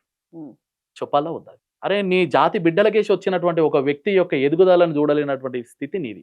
వాళ్ళ ఎజెండా మొత్తం కూడా ఇది కాదు. వాళ్ళ ఎజెండా మొత్తం కూడా ఈ భారతదేశాన్ని అతలకుతలం చేయాలి. ఈ రోజు వరకు దొరతనాన్ని పోడోటాలు ఏ దొరని చంపిరు వీళ్ళు? ఉమ్. ఏ బిజినెస్ మ్యాగ్నెట్ చంపిరు వీళ్ళు? ఒక్కసారైనా చూపించగలుగుతారా? కమిట్మెంట్ ఉంటే చూపించాలి కదా మరి. చంపిందంత ఎవరిని మరి, చేసిందంత ఎవరిని మరి, ఎవరి కోసం పనిచేస్తారు? కాబట్టి నక్సలిజం అనేది డెడ్ ఐడియాలజీ. మీరు గద్దర్ అవార్డ్స్ కి వ్యతిరేకమా, 100% గద్దర్కి పద్మశ్రీకి వ్యతిరేకమా? 100% అన్నిటికీ వ్యతిరేకమే. ఉమ్. ఏం చేసిండని ఇవ్వాలి? యూనివర్సిటీలో చదువుతున్నటువంటి పిల్లలని నక్సలైట్లుగా తీర్చిదిద్దనందుకు అవార్డు ఇవ్వాలా? అమాయకమైనటువంటి పోలీసులను చంపినందుకు ఇవ్వాలా? ఎందుకోసము దళిత వాడల నుంచి ఒక లీడర్గా ఎదిగినటువంటి వ్యక్తులను చంపినందుకు ఇవ్వాలా? గద్దర్ చంపిండొచ్చు, చంపకపోవచ్చు, కానీ ఆ రచనలో ఈయన ఉన్నాడా లేదా? ఎందుకు ఆ ఐడియాలజీని ఎందుకు వ్యతిరేకించలేకపోయాడు? అంత చిత్తశుద్ధి గద్దర్కే కనుక ఉన్నట్లయితే ఆయన పిల్లల్ని ఎందుకు నక్సలైట్లుగా తీర్చిదిద్దలేడు? ఓకే. ఒక దేశభక్తునిగా నేను నా కొడుకు దేశభక్తుడు కావాలనుకుంటా. ఒక సైనికుడు వాళ్ళ పిల్లలు సైనికుడు కావాలనుకుంటాడు. ఒక టీచరు ఆయన కొడుకులు మంచి ప్రయోగులు కావాలి టీచర్ అనుకుంటారు. ఒక డాక్టర్ అదే అనుకుంటారు, ఒక అడ్వకేట్ అదే అనుకుంటారు. మన నక్సలైట్గా ఉన్నటువంటి ఈ పెద్ద నాయకులందరూ కూడా మీ పరివారంలో మీ కుటుంబంలో ఉన్నటువంటి వ్యక్తులని ఎందుకు నక్సలైట్లుగా తీసుకోపోలేకపోయారు? ఎందుకు మీ పిల్లలు విదేశాలలో పోయి చదువుకున్నారు? ఎందుకు మీ పిల్లలందరూ కూడా యూనివర్సిటీలలో వీసీలుగా, యూనివర్సిటీలలో అసిస్టెంట్ ప్రొఫెసర్గా ఎందుకున్నారు? వరవరాలరావు, కేశవరావు, ఎవరు వీళ్ళంతా? ఒకడేమో ప్రధానమంత్రికి స్పాట్ పెట్టడానికి చైనా నుంచి ములాఖాత్ తీసుకొని వచ్చినటువంటి వ్యక్తి ఒకడు. వాని కోసం వీళ్ళందరూ కూడా గాయ చేసి సుప్రీంకోర్టు తలుపులు అర్ధరాత్రి తెరిపించడానికి ప్రయత్నం చేసింది. ఇదంతా కూడా ఈ సమాజానికి ప్రమాదకరం. నేను ఒకటి చెప్తా ఉన్నాను, ఈ పాకిస్తాన్ ఏదైతే తీవ్రవాదాన్ని పెంచి పోషిస్తూ శాంతి చర్చలు అని చెప్పేసి మన దగ్గరికి ఏ విధంగా వస్తుందో అది ఎంత ప్రమాదకరమో అంతే ప్రమాదకరం ఈ నక్సలైట్లు. వాడ బార్డర్లలో ఇతర దేశంతో కొట్లాడుతున్నాం, ఈడ మన భారతదేశంలో ఉన్నటువంటి ఇంటర్నల్గా ఉన్నటువంటి ఈ నక్సలైట్లతో సేమ్ అదే కొట్టు. నువ్వు గన్ను పక్కకు పెట్టి చర్చలోకి వస్తే ఎందుకు? ఎవరు డేంజర్? పక్క వీలే డేంజర్, వాళ్ళతో పోల్చుకుంటే వీడే డేంజర్. వీడు అర్బన్ నక్సలైట్ అని చెప్పేసి పొద్దున్న లేసే టీవీ ముందర మాట్లాడతాడు. వాడు పొద్దున్న లేసే టీవీ ముందరకు వచ్చి ఇది అది అని చెప్తుంటాడు. పోనీ కానీ ఏమైనా చేసిండా లేదా కూడా వీడు ఎవరికి ఎక్కడ చెప్పాడు. వాడిని డైరెక్ట్ మనం కొట్టగలుగుతాం, చంపగలుగుతాం. వీడు మన ముందరనే ఉంటాడు కానీ ఏం చేయలేకపోతాం. మళ్ళీ రాత్రి అయితే ఎక్కడి నుంచి వచ్చినాయి వీళ్ళకు గన్ వ్యవస్థ అంతా కూడా? రైఫిల్స్ అన్ని కూడా ఎక్కడి నుంచి వచ్చినాయి? ఒక్కొక్క రైఫిల్స్ యొక్క కోడింగ్లు డీకోడ్ చేస్తే ఒకటి పాకిస్తాన్ నుంచి వస్తుంది, ఒకటి చైనా నుంచి వస్తుంది. ఎక్కడి నుంచి వస్తున్నాయి వీళ్ళకి అంత పెద్ద వ్యవస్థ నెట్వర్క్? ఎక్కడి నుంచి వచ్చింది? అంటే వీళ్ళు కూడా తీవ్రవాదం కన్నా పెద్ద తీవ్రవాదులు వీళ్ళంతా. వాడు డైరెక్ట్ మనతో కొట్లాడగలుగుతుండు, కానీ వీడు ఏంటంటే వాళ్ళతో సహాయం పొందుతూ మన దేశం యొక్క విచ్ఛిన్నాన్ని కోరుకుంటుండు, వినాశనాన్ని కోరుకుంటుండు. కాబట్టి వీడే మొదటి ముద్దాయి. మేము కోరుకుంటా ఉన్నాం ఖచ్చితంగా ఏదైతే అమిత్ షా గారు ఆపరేషన్ కగార్ అని పెట్టుకొని ఏదైతే సంవత్సర కాలంలో దీన్ని రూపం ఆపుతామని చెప్పేసి ఏదైతే సవాల్ చేసిందో దాన్ని ఖచ్చితంగా మేము యాక్సెప్ట్ చేస్తా ఉన్నాం. ఈరోజు అఖిల భారతీయ విద్యార్థి పరిషత్లో ఎంతమంది విద్యార్థి నాయకులని నక్సలైట్లు చంపారు? ఒకటే ఒక ఎగ్జాంపుల్ చెప్తాను. వరంగల్లో ఉన్నటువంటి సామజగనన్న ఆయన చేసినటువంటి తప్పేంది? ఎందుకు చంపాల్సి వచ్చింది? అరే స్వాతంత్రం వచ్చినటువంటి భారతదేశానికి స్వాతంత్ర దినోత్సవం రోజున జాతీయ పతాకాన్ని ఎగరవేయాలి, కానీ నువ్వు నల్ల జెండాను ఎగరవేయడం తప్పు అని చెప్పినటువంటి వ్యక్తి, దాన్ని దింపి భారతదేశం యొక్క త్రివర్ణ పతాకాన్ని ఎగరేసినటువంటి వ్యక్తి, ఆ క్రమంలో కోర్టుకు వెళ్ళి సాక్ష్యం చెప్పే ప్రమేయంలో ఆయన నక్సలైట్ వచ్చి చంపారు. అంటే నీకు జెండాని కూడా ఇష్టపడనటువంటి వ్యక్తివి నువ్వు. మరి అలాంటి వ్యక్తులను మనం నెత్తి మీద పెట్టుకోవాల్సింది. మరి ఈ ప్రభుత్వానికి చిత్తశుద్ధి లేదా? ఈ ప్రభుత్వానికి ఇంత కూడా ఇంగిత జ్ఞానం లేదా? యువన్ పేరు మీద పెడుతున్నాం. ఈరోజు సినీ యాక్టర్లు కూడా యాక్సెప్ట్ చేస్తలేడు. ఏ పేరు కరెక్ట్ చెప్పండి. నేను ఏమంటున్నా, ఇంతకుముందు గత ప్రభుత్వాలు ఏవైతే నడిపించినాయో వాటిని పెట్టుకోండి. దేశం కోసం ఎవడైతే ప్రాణ త్యాగాలు చేసారో వాళ్ళ వ్యక్తుల పేర్లు చెప్పుకోండి. ఎందుకు మన దేశంలో లేరా? ఎవరు లేరా? మన రాష్ట్రంలో ఎవరు లేరా? ఏ పార్టీ అయినా కానీ, ఈరోజు సర్దార్ వల్లభాయ్ పటేల్ ఏ పార్టీ అయినా కానీ మంచి చేసిండు, మేము నెత్తి మీద పెట్టుకోలేమా? తన యొక్క కార్యక్రమాలు చేస్తాం. అబ్దుల్ కలాం ఏ వ్యక్తి అయినా కానీ పార్టీ అధికారంలో అబ్దుల్ కలాం గారికి మనం ఉన్నత స్థానం ఇచ్చి రాష్ట్రపతి మతం వేరైనా ఈరోజు ఎక్కడ మేము మతానికి వేరే మేము అగనిస్ట్ ఎక్కడ? అంటే అలాంటి వ్యక్తులను ఎవరినైనా ఆదర్శంగా తీసుకోండి. ఈరోజు పిల్లలకు చెప్తా ఉంటాం, మీ తాత ఇట్లుండేరా అట్లుండేరా అని చెప్తాం. తాత లంగను దొంగను అయితే పిల్లలకు చెప్తామా? మరి ఈ లంగ దొంగలని తీసుకొని వచ్చి మా మీద ఎందుకు రుద్దుతారు? తెలంగాణ ప్రజల మీద ఎందుకు రుద్దుతారు? మా యొక్క చరిత్రని రూపుమాపే ప్రయత్నం ఎందుకు చేస్తారు మీరు? రాణి రుద్రమ్మదేవి మనకు ఆదర్శం అంటాం, పెట్టు. రాణి రుద్రమ్మ పేరు పెట్టు. అరే ఎంతో ఉద్యమాలు చేసినటువంటి స్ఫూర్తిదాయకమైనటువంటి గడ్డ తెలంగాణ గడ్డ, ఎంతో త్యాగాలకు చిహ్నమైనటువంటి గడ్డ తెలంగాణ గడ్డ, రజాకారులకు వ్యతిరేకంగా పోరాడినటువంటి గడ్డ తెలంగాణ గడ్డ. ఇలాంటి తెలంగాణని విచ్ఛిన్నం చేసే ప్రయత్నం, తెలంగాణ చరిత్రను రూపుమాపే ప్రయత్నం నక్సలిజం పేరుతోనే, మావిస్టు పేరుతోనో లేకుంటే లెఫ్టిస్టుల పేరుతోనో చేస్తే మాత్రం సహించే ప్రసక్తే లేదు. ఖచ్చితంగా ఈ ప్రభుత్వానికి ఖచ్చితంగా చిత్తశుద్ధి కనుక ఉన్నట్లయితే దీన్ని వ్యతిరేకించాలి, దీన్ని నాశనం చేయాలి. ఆ పార్టీలో ఉన్నటువంటి వ్యక్తులకు నచ్చలేదు కాబట్టి ఆ పార్టీలో ఉన్నటువంటి వ్యక్తులు కూడా ఓడిపోలేరు గద్దర్ అవార్డు. ఈరోజు సినీ యాక్టర్లో కూడా నచ్చతలేదు. ఇప్పుడు ఎవరికైనా నాకు ఒక అవార్డు ఇవ్వాలనేసి అంటే నేను యాక్సెప్ట్ చేయాలంటే ఒక గొప్ప వ్యక్తి స్వామి వివేకానందనో, అంబేద్కరో, లేకుంటే బాబు జగజీవన్ రావో, లేకుంటే ఇంకోరు సుభాష్ చంద్రబోసో, పండిత్ దీన్ దయాళ్, ఎవరు దాన్ని ఇస్తే నేను యాక్సెప్ట్ చేస్తా. కానీ అఫ్జల్ గురు లాంటి వాళ్ళది ప్రాణాలు తీసినటువంటి వ్యక్తులది ఇస్తా అంటే నేను తీసుకుంటానా? నాకు అఫ్జల్ గురు ఎట్లా నేను వ్యతిరేకిస్తున్నానో నక్సలైట్లను కూడా అదే విధంగా వ్యతిరేకిస్తున్నాను. అఫ్జల్ గురుకు కనికరం లేకుండా చిన్నారులను కానీ పెద్దలను లేకుండా దేశం పైన దాడి ఏ విధంగా చేసిండో నక్సలైట్లు కూడా ఖచ్చితంగా ముక్కు సూటిగా చెప్తున్నాం. నక్సలైట్లు కూడా అదే ధోరణితో పోయినారు. వాళ్ళ ఆస్తులు పెంచుకునే ప్రయత్నం చేశారు. అంతిమంగా వాళ్ళు ఏమైనా సాధించారంటే ఏం సాధించలేదు. ఈరోజు మీడియా ముందరికి వచ్చి మేము పార్థివ దేహాన్ని అడిగితే కూడా ఇయ్యలేరు, ఇది మానవ హక్కుల ఉల్లంఘన. అరే అమ్మ, మీకు ఏదైనా అది జరిగితే మాత్రం మానవ హక్కుల ఉల్లంఘన, కానీ కామన్గా ఉన్నటువంటి ప్రజలకు అన్యాయం జరిగితే మాత్రం మానవ హక్కుల ఉల్లంఘన కదా. బూటకు వెంకటరావు మీరు రారా? వచ్చారు కదా. ఎవరైతే ఒక అమ్మాయిని అత్యాక్షణంగా రేప్ చేసి చంపేస్తే వాళ్ళు తప్పించుకునే ప్రయత్నం ఇంకోటి ఏదైనా ఉండొచ్చు. సమాజానికి ఒక మంచి మెసేజ్ చేయడానికి ఒక ఎన్కౌంటర్ జరిగింది. బూటకం నువ్వు రాలేవా బయటికి అంటే? దేశానికి ఏదైతే వరవరరావు దేశ ప్రధాని మీద స్కెచ్ చేసినటువంటి వ్యక్తిని కోర్టు తీసుకొస్తే మానవ హక్కుల ఉల్లంఘన. ఎవరు వీళ్ళంతా? పోనీ వీళ్ళ ఇంటి నుంచి ఏమన్నా ఇట్లాంటివి జరుగుతున్నాయి, వీళ్ళు పుట్టుకనే అట్లా ఉందంటే వీళ్ళ ఇంట్లోనే చక్కగా ఉండదు. ఇప్పుడు ఉన్నటువంటి అగ్రనాయకులంతా కూడా దళితులను అణచివేస్తారు, అది ఇది అంటున్నటువంటి వ్యక్తులు ఎవరైతే వరవరాలు రావు ఇంకోలో ఉన్నారో వీళ్ళంతా కూడా వీళ్ళ ఇళ్లలో వీళ్ళ కుటుంబ సభ్యులు కూడా యాక్సెప్ట్ చేయరు వీళ్ళు. అట్లాంటి వ్యక్తులు వచ్చి దేశానికి ఈ విధంగా చెప్తున్నారు. కాబట్టి ఈ రోజు కాంగ్రెస్ ప్రభుత్వానికి ఒకటి చెప్తున్నారు, పెట్టండి మంచి పేరు పెట్టండి, ఆదర్శవంతంగా ఉన్నటువంటి పేరు పెట్టండి, ప్రజలకు మంచి మెసేజ్ ఇచ్చేటువంటి పేర్లు పెట్టండి, అందరికీ ఆమోదమైనటువంటి పేరు పెట్టండి. అంతే తప్ప ఇలాంటి వ్యక్తుల పేర్లు పెట్టడము, ఆఖరికి గద్దర్ లాస్ట్ మూమెంట్లో తను చనిపోవడానికి సంవత్సరమో 2 సంవత్సరం ముందో రియలైజ్ అయ్యిందా లేదా? తను ఎంచుకున్నటువంటి ఐడియాలజీ తప్పని చెప్పి తెలుసుకుండు కాబట్టి కాంగ్రెస్ పార్టీలో జాయిన్ అయ్యాడు. తను ఎంచుకున్నటువంటి సిద్ధాంతం తప్పని చెప్పి తెలుసుకోండి. మీ ముందర చెప్పకపోవచ్చు, మీరు అట్లాంటి బయటకు వచ్చి ఏదైనా చెప్తే మీరు చంపేస్తారని చెప్పేసి అందరు కూడా తెలుసు. అందుకే ఏ నక్సలైట్ కానీ పాత మాజీ నక్సలైట్లు ఓడే కానీ వచ్చి బయట ఏ విషయం కూడా చెప్పారు అంటే మీ సంస్థలో పనిచేసినటువంటి వ్యక్తులకు మీ మీద కూడా నమ్మకం లేదు. అంటే ఇట్లా చెప్పుకుంటూ పోతే చాలా విషయాలు ఉన్నాయి. కాబట్టి అలాంటి వ్యక్తులను అందరినీ కూడా మనం దూరం పెట్టే ప్రయత్నం చేయాలి. కాబట్టి రేవంత్ రెడ్డి గారికి మంచి అవకాశం ఉంది, మంచి అవకాశం వచ్చింది. వాళ్ళు అంటున్నారు షార్ట్ కట్లో వచ్చింది అంటున్నాను. నేను అంటున్నా నీకు దేవుడు ఇచ్చినటువంటి వరం అంటున్నాం. ఆ వరాన్ని నువ్వు సద్వినియోగం చేసుకుంటే చరిత్రలో మరో ఒక గొప్ప వ్యక్తిగా మిగిలిపోతావు. కానీ ఇదే ధోరణితో పోతే మాత్రం ఖచ్చితంగా అధికారంలోకి దిగిపోయేది కన్ఫర్మ్. కానీ ఒక చెడ్డ ముఖ్యమంత్రి అని చెప్పేసి పేరు మోసం మాత్రం ఖచ్చితంగా దిగిపోయే అవకాశం ఉంటుంది. కాబట్టి అలాంటి ప్రయత్నం ఎక్కడా చేయకు. కాబట్టి ప్రజలకు మంచి జరిగేది ఏదైనా ఉంటే చెయ్యండి అని చెప్పేసి. మహేందర్ గారు, ఒక ఏబీవీపీ స్టూడెంట్ స్థాయి నుంచి మీరు భారతీయ జనతా యువ మోర్చా రాష్ట్ర అధ్యక్షుల స్థాయికి చేరిండు. ఎవరు మీకు బీజేపీలో స్ఫూర్తి? మీ ప్రయాణం గురించి ఒక 2 మాటలు. మాకంతా కూడా స్ఫూర్తి ఈ దేశం కోసం ఎవరైతే నిస్వార్థంగా పనిచేస్తారో, తన మన ధన అనే తేడా లేకుండా ఎవరైతే పనిచేస్తారో అలాంటి వ్యక్తులు మాకంతా కూడా. మాకంటూ ఎవరు గాడ్ ఫాదర్లు ఎవరు ఉండరు. ఇప్పుడు కిషన్ రెడ్డి గారు ఉన్నారు, గాడ్ ఫాదర్ ఎవరు లేరు. గాడ్ ఫాదర్ అంతా కూడా పార్టీని. సంజయ్ అన్న గాడ్ ఫాదర్ అంతా కూడా పార్టీని. మరి పార్టీలో ఉన్నటువంటి వ్యక్తులు మా అందరు కూడా ఎవరు ఆదర్శం అంటే ఆర్ఎస్ఎస్ రాష్ట్రీయ. దాంట్లో పనిచేసినటువంటి వ్యక్తులం అందరూ కూడా నిస్వార్థంగా పనిచేసేటువంటి వ్యక్తులు. దాని కింద ఉన్నటువంటి ఆర్గనైజేషన్లు అన్ని కూడా ఇవే. కానీ ఎక్కడ కూడా ఆర్ఎస్ఎస్ పిలిచి మాకు ఇట్లా చేయండి మీరు ఇట్లా చేయండి అని ఎప్పుడు ఒకప్పుడు ఉన్నంత కళ ఆర్ఎస్ఎస్ కానీ శిశు మందిర్ కానీ ఇప్పుడు చాలా మంది ప్రజాప్రతినిధులు కూడా, నేను చాలా మంది ఇంటర్వ్యూ చేస్తే, నేను ఒకప్పుడు ఆర్ఎస్ఎస్ కార్యకర్తని, శాఖలకు వెళ్ళేవాడిని, ప్లస్ ఏబీవీపీ స్టూడెంట్ని, ముఖ్యంగా ఆర్ఎస్ఎస్ భావజాలంతో పెరిగిన వాడిని అని చాలా గర్వంగా చెప్పుకుంటున్నారు, పార్టీలతో సంబంధం లేకుండా. అది నిజంగా చాలా ముచ్చటేస్తుంది.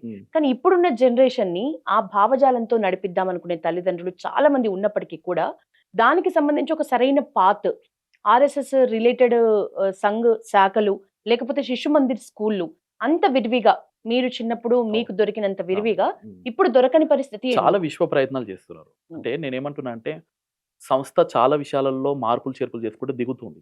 దానికి తగ్గట్టుగానే సమాజం మారాలి. ఈరోజు నేను చెప్తా ఉన్నాను, నేను ఒక గవర్నమెంట్ స్కూల్లో చదివినటువంటి శంషాబాద్ లో. నా ప్రాపర్ మొత్తం కూడా నేను ఒక గవర్నమెంట్ స్టూడెంట్. నేనంతా కూడా నేను చదివినటువంటి విధానం వేరు, నాకు అటాచ్ అయినటువంటి వ్యక్తులు వేరు. నేను ఆ రకంగా పోయినాను. ఈరోజు పేరెంట్స్ ఆ రకంగా ఆలోచిస్తున్నారా అంటే నేను ఎక్కడ చదివినాం అనేది కాదు, ఎంత విలువలతో కూడుకున్నటువంటి విద్యా వ్యవస్థ అందిస్తుందో దాంట్లో వేయడానికి రెడీగా ఉన్నారా? పక్కకున్నటువంటి పేరెంట్ 5 లక్షల కేడ చదివిస్తుండు, నా కొడుకుని 6 లక్షల కేడ చదివియాలి. అంతెందుకండి, ఇక్కడనే మాదాపూర్లో ఉన్నటువంటి అయ్యప్ప సొసైటీలో ఉన్నటువంటి ఒక్క ఇన్స్టిట్యూషన్కి ఒక పర్మిషన్ ఉండదు. సర్వ శిశు మందిర్కి పర్మిషన్స్ ఉంటాయి, గ్రౌండ్ ఉంటుంది, ఆడుకోవడానికి అవకాశం ఉంటుంది, మానసిక స్థితి వాడు శారీరక స్థితిని కూడా బిల్డ్ చేయడానికి ఉపయోగపడుతుంటుంది. కానీ అగ్గిపెట్టెలు లాంటి ఉన్నటువంటి ఇన్స్టిట్యూషన్లో పేరెంట్స్ 2-3 లక్షలు ఇవ్వడానికి సిద్ధంగా ఉన్నారు తప్ప అది కూడా ఒక్కటో క్లాసు నర్సరీ ఎల్కేజీ యూకేజీ అంతే కదా, లక్షలు. లక్షల రూపాయలు పెట్టి చదివించడానికి ఎవరు ఇక్కడ? సర్వీస్ చేయడానికి నేను రెడీగా ఉన్నాను, ఉమ్. నేను ఆకలైనటువంటి వ్యక్తికి అన్నం పెట్టడానికి నేను రెడీగా ఉన్నాను, కానీ తినడానికి సిద్ధంగా ఉండాలి కదా. ఉమ్. ఇప్పుడు ఆకలితో ఉన్నటువంటి ఇప్పుడు పేరెంట్స్కి అవసరం. ఉమ్. నేను వృద్ధాపంలో ఉన్నప్పుడు నన్ను ఎవడు చూసుకోగలుగుతాడు? మంచి లక్షణాలు ఉన్నటువంటి కొడుకు అయితే చూసుకోగలుగుతాడు. అవును. అలాంటి మంచి లక్షణాలు ఉన్నటువంటి ఇన్స్టిట్యూషన్స్ ఎక్కడ ఉన్నాయని ఎవరు సెలెక్ట్ చేసుకోవాలి? పేరెంట్స్ సెలెక్ట్ చేసుకోవాలి. పేరెంట్కి ఇంకెన్ని అవేర్నెస్ చేస్తాం? ఇప్పుడు మీరే అన్నారు మంచి ఇన్స్టిట్యూట్, ఇప్పుడు నేను అందులో చదివిన ఆ సిద్ధాంతాలు తెలుసు కాబట్టి నేను ఈరోజు ఉన్నాను. ఇట్లా ఉన్నటువంటి వ్యక్తులు అనేకంగా ఉన్నారు. కానీ ఎవరైతే అవేర్నెస్ లేనటువంటి వ్యక్తులు ఉన్నారో వాళ్ళకి అర్థం కాని వ్యవస్థ ఇదంతా. వాళ్ళకి ఏం కావాలి? చెప్పుకోవడానికి ప్రెస్టేజ్, చెప్పుకోవడానికి High మాకి level. శ్రీ చైతన్య, నారాయణ, వెలాసిటీ లేకుంటే రెజనెన్స్ ఇలాంటి ఇన్స్టిట్యూషన్స్ అంటే గొప్ప చెప్పుకోవడం, గొప్ప అదో స్టైలేజ్ అనుకుంటారు. కానీ అలాంటి ఇన్స్టిట్యూషన్ చదివినటువంటి వ్యక్తులు ఎగ్జామ్లలో రాణించగలుగుతున్నారు కానీ నిజ జీవితంలో ఎక్కడ కూడా రాణించలేకపోతారు. చిన్న ఇన్సిడెంట్ జరిగితే వాడు ఉరేసుకొని చనిపోయేంత స్థితికి పోతున్నాడు. కానీ శిశు మందిరం చదివినటువంటి విద్యార్థులు కావచ్చు, గవర్నమెంట్ ప్రభుత్వ స్కూల్లో చదివినటువంటి విద్యార్థులు వాళ్ళకి ఎన్ని కష్టాలు వచ్చినా సరే మానసికంగా శారీరకంగా దృఢంగా చూడండి. ఉంటున్నాడు. వాడు ఈరోజు డ్రగ్ కల్చర్కి ఎవడు అలవాటు అవుతున్నాడు? ఉమ్. కార్పొరేట్ పాడి, విద్యా పాష్ వ్యవస్థలో ఏరియా ఉన్నటువంటి పిల్లలే కదా. నువ్వు అదే రూరల్ ఏరియాకి వెళ్ళినటువంటి విద్యార్థి పరిషత్లను, లేకపోతే శిశు మందిర్లను, లేకపోతే ఇంకో గ్రామీణ భారతిలో చదివినటువంటి విద్యార్థులు, లేకపోతే గవర్నమెంట్ స్కూల్లో చదివినటువంటి వానికి మార్కులు తక్కువ వస్తుండొచ్చేమో కానీ ఉమ్. చెడు అలవాట్లోకి పోయేటువంటి అవకాశం ఎక్కడ కూడా ఉండదు. కొద్దిగా పేరెంట్స్ కొద్దిగా డిఫరెంట్ స్టైల్లో ఉంటే తప్ప, పేరెంట్ కనుక అవేర్నెస్తో నుండి నా పిల్లగాడు మంచి కావాలి అనే ఆలోచనతో ఉన్నటువంటి పేరెంట్స్ ఎవరన్నా ఉంటే వాడిని తీసుకోపోయి ఏ టీచర్స్ లేనటువంటి స్కూల్లో పెట్టినా కూడా వాడు ఒక మంచి ప్రయోజకుడిగా అయ్యి వస్తాడు. కాబట్టి సరిపడా ఉన్నాయా శిశు మందిర్లో? చాలా ఉంటాయి. అంటే నేను ఏమంటున్నా అంటే సర్వీస్ ఓరియంటెడ్లో పెట్టినటువంటి విద్యా సంస్థలు వస్తుంటే జాయిన్ చేసుకోవడానికి సిద్ధంగా ఉన్నటువంటి వ్యవస్థ శిశు మందిర్ వ్యవస్థ. ఓకే. తర్వాత ప్రజలకు తగ్గట్టుగా, సమాజంకి తగ్గట్టుగా కొన్ని మార్పులు చేర్పులు చేసుకుంటూ పోతున్నటువంటి విద్యా సంస్థ శిశు మందిర్ వ్యవస్థ. ఇంగ్లీష్ మీడియంని ఇంట్రొడ్యూస్ చేసింది. ఉమ్. మన లాంగ్వేజ్ కాకపోయినా కానీ విదేశాలకు మన వెళ్ళినా రాష్ట్రంలో ఎన్ని ఉన్నాయి? చాలా వరకు ఉన్నాయండి. శిశు అంటే మందిర్లు. లెక్కలు చాలా ఉన్నాయి. చాలా అంటే చాలా ఉన్నాయి. ఇక్కడనే మన రంగారెడ్డి జిల్లాలో చూసుకున్నట్టయితే నీకు దాదాపుగా మీకు ఎంత లేదన్నా మీకు ఒక 60-65 వరకు వెళ్తాయి శిశు మందిర్లు. ఏరియా వైజ్ ఒకటి ఉన్నట్టే ఇప్పుడు. 100% ఉన్నాయి. కానీ దానికి తగ్గట్టుగా పేరెంట్స్ రావాలి కదా. ఉమ్. పేరెంట్స్ వస్తే ఏ ఇన్స్టిట్యూషన్ అయినా యాక్సెప్ట్ చేస్తుంది. ఉమ్. పేరెంట్స్ యాక్సెప్ట్ చేయనప్పుడు మనం ఎక్కడ వరకు అవుతాం? కాబట్టి ఆర్ఎస్ఎస్ చేస్తున్నటువంటి కృషి మామూలు కృషి కాదు. ఒకవైపు రాజకీయ మాలాంటి వాళ్ళని పెట్టి రాజకీయ పరంగా ఇతర రాజకీయ పార్టీల నుంచి శక్తులను ఆపి, ఏబీవీపీని పెట్టి అక్కడ విద్యార్థులను డైవర్ట్ కాకుండా చూస్తాం. తర్వాత కిసాన్ మోర్చా కిసాన్లకు మంచి చేస్తుంది. తర్వాత దళిత్ మోర్చా అని చెప్పి దళితులకు మంచి చేస్తుంది. బజరంగ్ దళ్ అనే పేరుని పెట్టి ఈ సంస్థకి హిందుత్వానికి ఏం జరిగినా, దేశానికి ఏం చెప్పినా ఉంటుంది. హిందూ వాహిని అనేది ఒకటి పెట్టింది. తర్వాత విశ్వ హిందూ పరిషత్ అనేది ఒకటి పెట్టింది. ఈ విశ్వంలో హిందూ అనేది ఒకటి, అందరం కూడా కలిసి కట్టు. అంటే ఆర్ఎస్ఎస్ కింద ఉన్నటువంటి ఆర్గనైజేషన్లు ఏమన్నా చూడండి మీరు, ఒక కాజ్తో వచ్చినటువంటివి. ఎక్కడ కూడా కుమ్ములాటలు ఉండయి, ఎక్కడ కూడా వాళ్ళకి ఇచ్చినటువంటి టార్గెట్ మెల్లమెల్లగానే రీచ్ అవుతారు కానీ ఎక్కడ కూడా మిడిల్ డ్రాప్ అయిపోయేటువంటి పరిస్థితి ఎక్కడ కూడా ఉండదు. కాబట్టి ఆ సంస్థల నుంచి వచ్చినటువంటిది శిశు మందిర్. అది కూడా మెల్లమెల్లగా ఎస్టాబ్లిష్ అవుతుంది, అయినటువంటిదే. కానీ ఏంటంటే ఈ జనరేషన్కి తగ్గట్టుగా పేరెంట్స్ మారాలి. ఏదైనా పేరెంట్స్ మారాలి. నేనేమంటున్నానంటే పేరెంట్స్లలో అవేర్నెస్ లేనంత కాలము, నేను చెప్తున్నాను కదా, ఇప్పుడు ఇంటర్నేషనల్ స్కూల్ అన్ని వ్యవస్థ ఉంది, గ్రౌండ్ వ్యవస్థ ఉంది. 8 లక్షలు పెట్టి పేరెంట్ వేసిండు. వేసిన తర్వాత ఆ పేరెంట్ మరి 8 లక్షలు పెట్టిండు, అన్ని వ్యవస్థ ఉంది, మరి అంతే టాప్గా ఈ బయటికి వస్తాడా? మరి ఎవరిలో ఉండాలి? పిల్లగాడు ఏం చేస్తుండు, ఎక్కడ పోతుండు, ఏ తిరుగుడు తిరుగుతుండు, ఏం తింటున్నాడు, ఇవన్నీ కూడా ఎవరు గమనించాలంటే పేరెంట్ గమనించాలి. అట్లా పేరెంట్ గమనిస్తేనే వ్యవస్థలో చేంజెస్ వస్తాయి. సమాజం మారాలంటే నేను మారింది సమాజం మారాలంటే మారుతుందా? మారదుగా. మేమందరం ఉండి సమాజం మారాలి, మీరు అందరు మారాలంటే మా వల్ల ఒక్కరి వల్ల అవుతుందా? అందరిలో చైతన్యం రావాలి. అదేవిధంగా పేరెంట్స్లో కూడా చైతన్యం రావాలి. ఈ దేశంలో ఒక మంచి వ్యవస్థ రావాలన్నా, పిల్లగాడు మంచి నాలెడ్జ్తో బయటికి రావాలన్నా, వాని కాలం పైన నిలబడకపోయినా సరే, దేశానికి ఉపయోగపడకపోయినా సరే, కానీ ఆయన కుటుంబాన్ని చూసుకోగలిగినంత ఒక మెచ్యూర్ మైండ్ రావాలన్నా కూడా శిశు మందిర్లు అనేది చాలా ఇంపార్టెంట్. ఓన్లీ శిశు మందిరేనా సార్? ఇంకా ఆల్టర్నేట్ ఇంకేమైనా ఉన్నాయి. సేవా భారతి అనేది ఉంది. సేవా భారతి అండర్లో గ్రామీణ భారతి, సేవా భారతి, ఈ అండర్లో చాలా ఇన్స్టిట్యూషన్స్ నడుస్తుంటాయి గ్రామాలలో. ఎవరైతే తల్లిదండ్రులు లేనటువంటి పిల్లలు 10th క్లాస్ వరకేనా? 10th క్లాస్ వరకు, ఇంటర్ డిగ్రీ కూడా అంటే కొంచెం ఫస్ట్ అయితే 10th వరకు ఉంటుంది. తర్వాత ఇంటర్ కూడా కొన్ని ఏరియాలలో ఉన్నాయి చేసినాయి, తీసుకొని అట్లా చేసుకుంటూ పోతా ఉన్నది.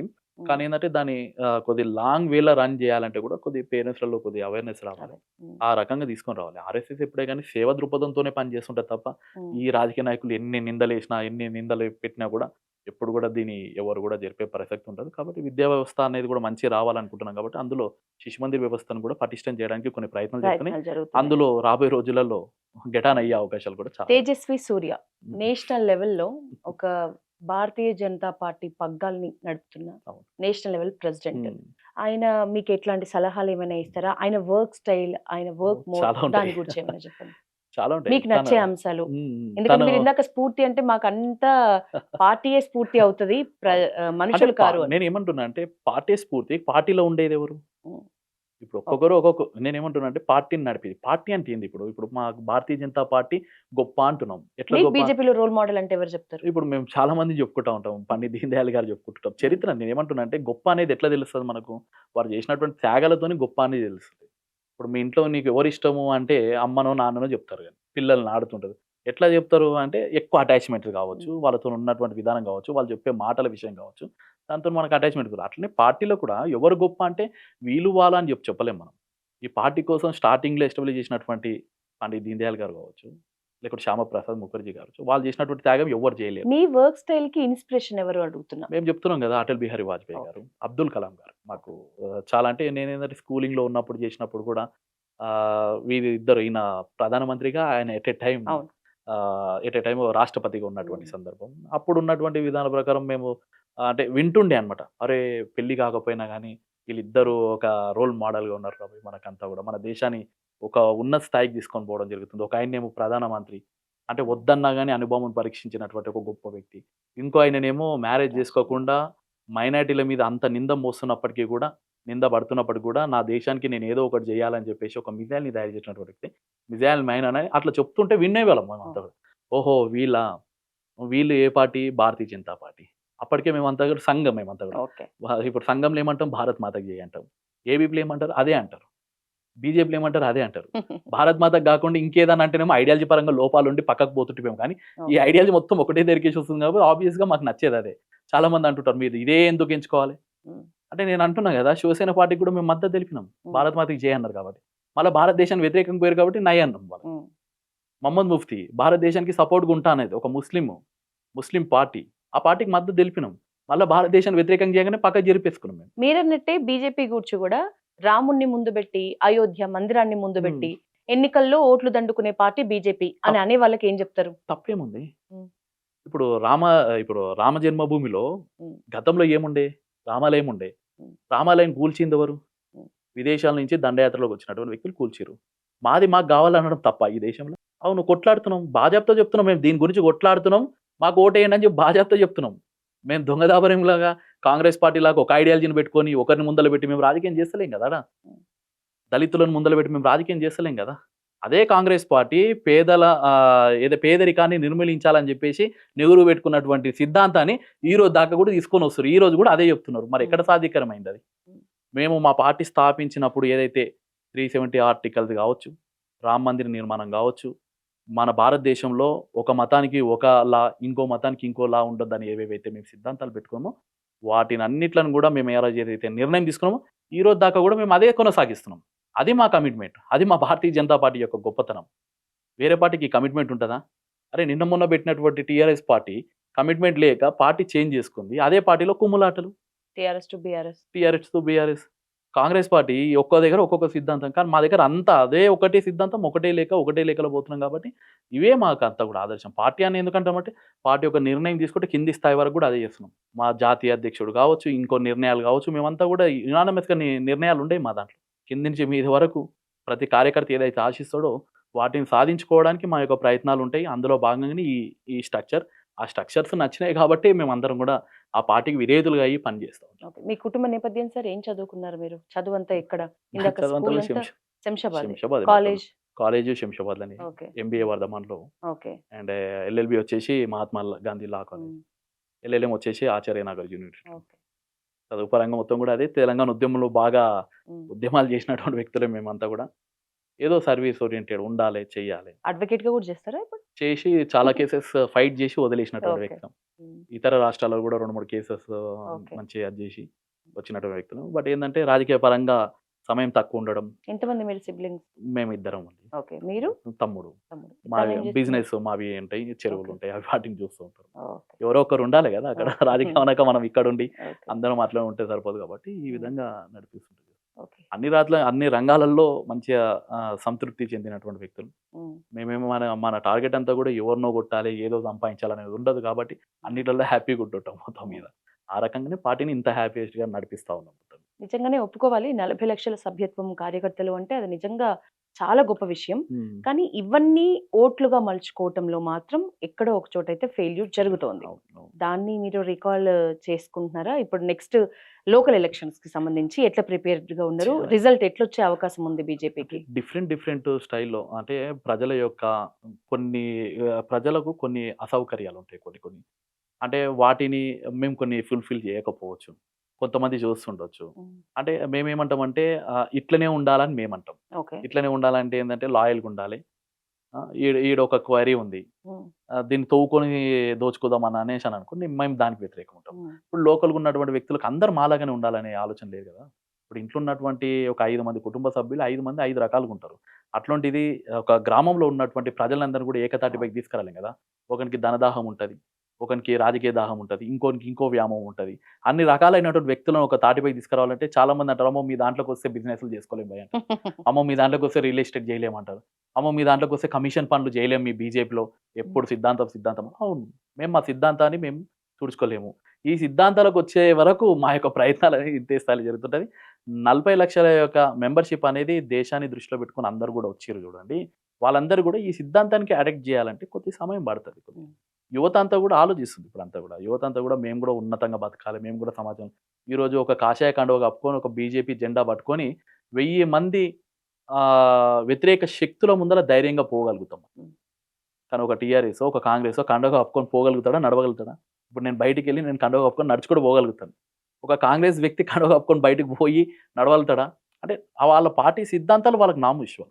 నేను ఒక బీజేపీ కార్యకర్త, నేను ఒక ఆర్ఎస్ఎస్ స్వయం సేవకుని, నేను ఒక ఏబీవీపీ పూర్వ కార్యకర్తనని నేను గర్వంగా చెప్పుకుంటాను.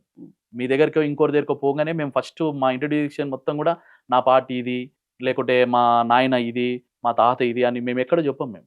మేము విద్యార్థి పరిషత్ అనో, లేకుంటే ఆర్ఎస్ఎస్ అనో, లేకుంటే ఏబీపీ అని చెప్తాం. అంటే ఆ సంస్థ అంత గొప్ప నిర్ణయాలు తీసుకుంటది. ఆ సంస్థ అంత గొప్పగా సిద్ధాంతంతో నడుస్తుంది కాబట్టి మేము చెప్పుకోగలుగుతున్నాం. లేకుంటే ఇప్పుడు కాంగ్రెస్ వాళ్ళు చెప్పుకోండి, మేము అది గానీ మాకంతా దేశభక్తి ఉంటది గానీ, మా పార్టీ అంటే నచ్చదు గానీ అని చెప్తారు. కానీ మేము బయట ఒకటి, లోపల ఒకటి చెప్పేవారు.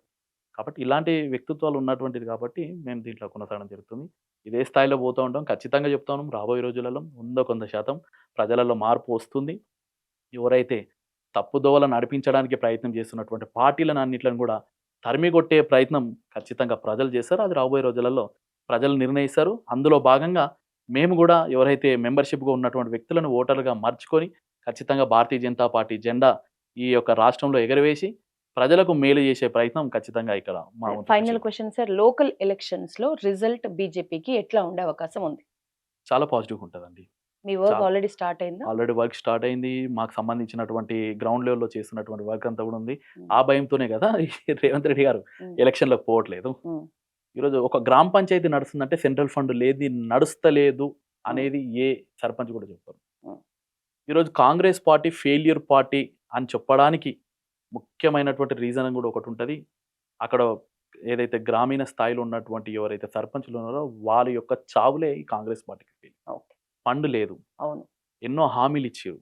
ఊరు పెద్దగా ఉన్నటువంటి వ్యక్తులు వాళ్ళు మీకు సొంత ఈ రోడ్ డబ్బులు ఇస్తాం పెట్టుకొని ఉరేసుకొని 20 చనిపోయిన వాళ్ళు లక్షలు, ఉన్నారు 30 సర్పంచ్. లక్షలు మనం ఎన్ని చూడలేమని. అవును. కిరోసిన్ పోసుకొని అవును. చనిపోవడానికి ప్రయత్నం. వాళ్ళు అట్లాంటి వాళ్ళని బ్లాక్‌మెయిల్ చేసింది. బిల్లులు రానియకుండా ప్రయత్నం చేసింది ఈ పార్టీ కదా! అంటే పార్టీ ఆల్రెడీ వాళ్ళు చేస్తున్నటువంటి పనులన్నీ కూడా తప్పని తెలిసిపోయింది. ప్రజలు కూడా ఏందంటే ఒక నమ్మకానికి వచ్చారు. కేంద్ర పార్టీ ఇస్తున్నటువంటి ధనంతోనే ఈరోజు స్వచ్ఛ భారత్ నడుస్తుంది. ఈరోజు జీతాలు వెళ్తున్నాయి. ఈరోజు సచివాలయం, గ్రామ సచివాలయం మొత్తం కూడా సజావుగా నడుస్తుంది. ఇన్ కేస్ అది గనుక ఆపితే మాత్రం కానీ విచ్చలవిడిగా అయితదని చెప్పేసి కూడా ప్రజలకందరికీ కూడా తెలుసు.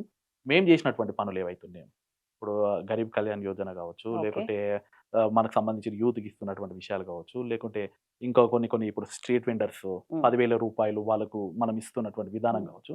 ఇలాంటి ఒక్కొక్క గ్రామ పంచాయతీ చూస్తే 10,000 లబ్ధి పొందుతున్నటువంటి ఒక కూరగాయలు అమ్మే వ్యక్తికి ఒక రోజుకి ఎన్ని అవసరం పడతాయి? ఒక 2,000, 3,000, 5,000. అలాంటి వ్యక్తికి నీకు 10,000 రూపాయలు ఇచ్చి నువ్వు 10,000 ఒక సేటు దగ్గరికి పోయి తీసుకుంటే ఆయనకి 10,000కు 2,000 రూపాయలు మిత్తి కట్టాలి. అలాంటి వ్యవస్థను రూపుమాపి నీకు డైరెక్ట్‌గా 10,000 ఇచ్చి స్ట్రీట్ వెండర్స్‌కి అందరికి కూడా మనం హెల్ప్ చేస్తున్నాం. ఈ విషయాలన్నిట్లో కూడా చెప్పడానికి మేము సిద్ధంగా ఉన్నాం. ఒక్కొక్క గ్రామ పంచాయతీ దాదాపుగా 2,000 నుంచి 3,000 మంది బెనిఫిషియర్స్ ఉన్నారన్నమాట దీని ఓకే. విషయంలో. వాళ్ళకందరికీ కూడా చెప్పే ప్రయత్నం చేస్తున్నాం.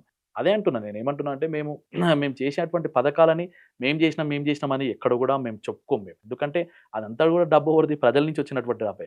ప్రజలకు తెలియజేసేటట్టు, ప్రజలకు భారతీయ జనతా పార్టీ ఎక్కడ కూడా డబ్బు దుర్వినియోగం అయితలేదనే విషయాన్ని తెలియజేయడానికి మేము ఎప్పుడు కూడా ప్రయత్నం చేస్తుంటాం. ఆ ప్రయత్నంలో భాగంగా లోకల్ బాడీలో కూడా మేము సక్సెస్ అవుతాం ఖచ్చితంగా. అక్కడ ఎవరు తల్లిదండ్రులు గట్టి పోటీ మీకు లోకల్ ఎలక్షన్? ఎవరు లేరు.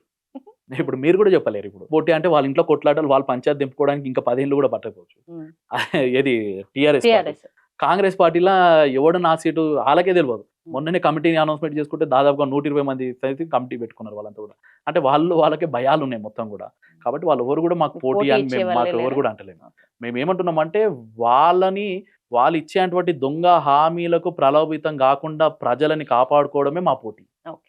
ప్రజలకు మేము నిజాలు చెప్పడమే మా పోటీ. మాకు వీళ్ళు పోటీ కాదు. వాళ్ళ ట్రాప్‌లో పడనీయకుండా ఒక పిల్లగానికి మంచి చెడు చెప్పేటప్పుడు చెడు మార్గంలో పోవద్దని చెప్పేసి వాడిని ఏ విధంగా అయితే కాపాడుకుంటామో ఆ విధంగా కాపాడుకోమడం అనేది మా ప్రధానమైన పోటీ. అక్కడే పోటీ అది మా పోటీ. ప్రజలతోని మాకు పోటీ. పార్టీలతోని కాదు, ఆ దొంగ పార్టీలతోని కాదు, ఆ కుటుంబ పార్టీలతోని కాదు. ఖచ్చితంగా మేము ప్రజలతోని పోటీ పడతాం. ఏం పోటీ పడతాం అంటే మేము నిజాలు చెప్పడానికి పోటీ పడతాం.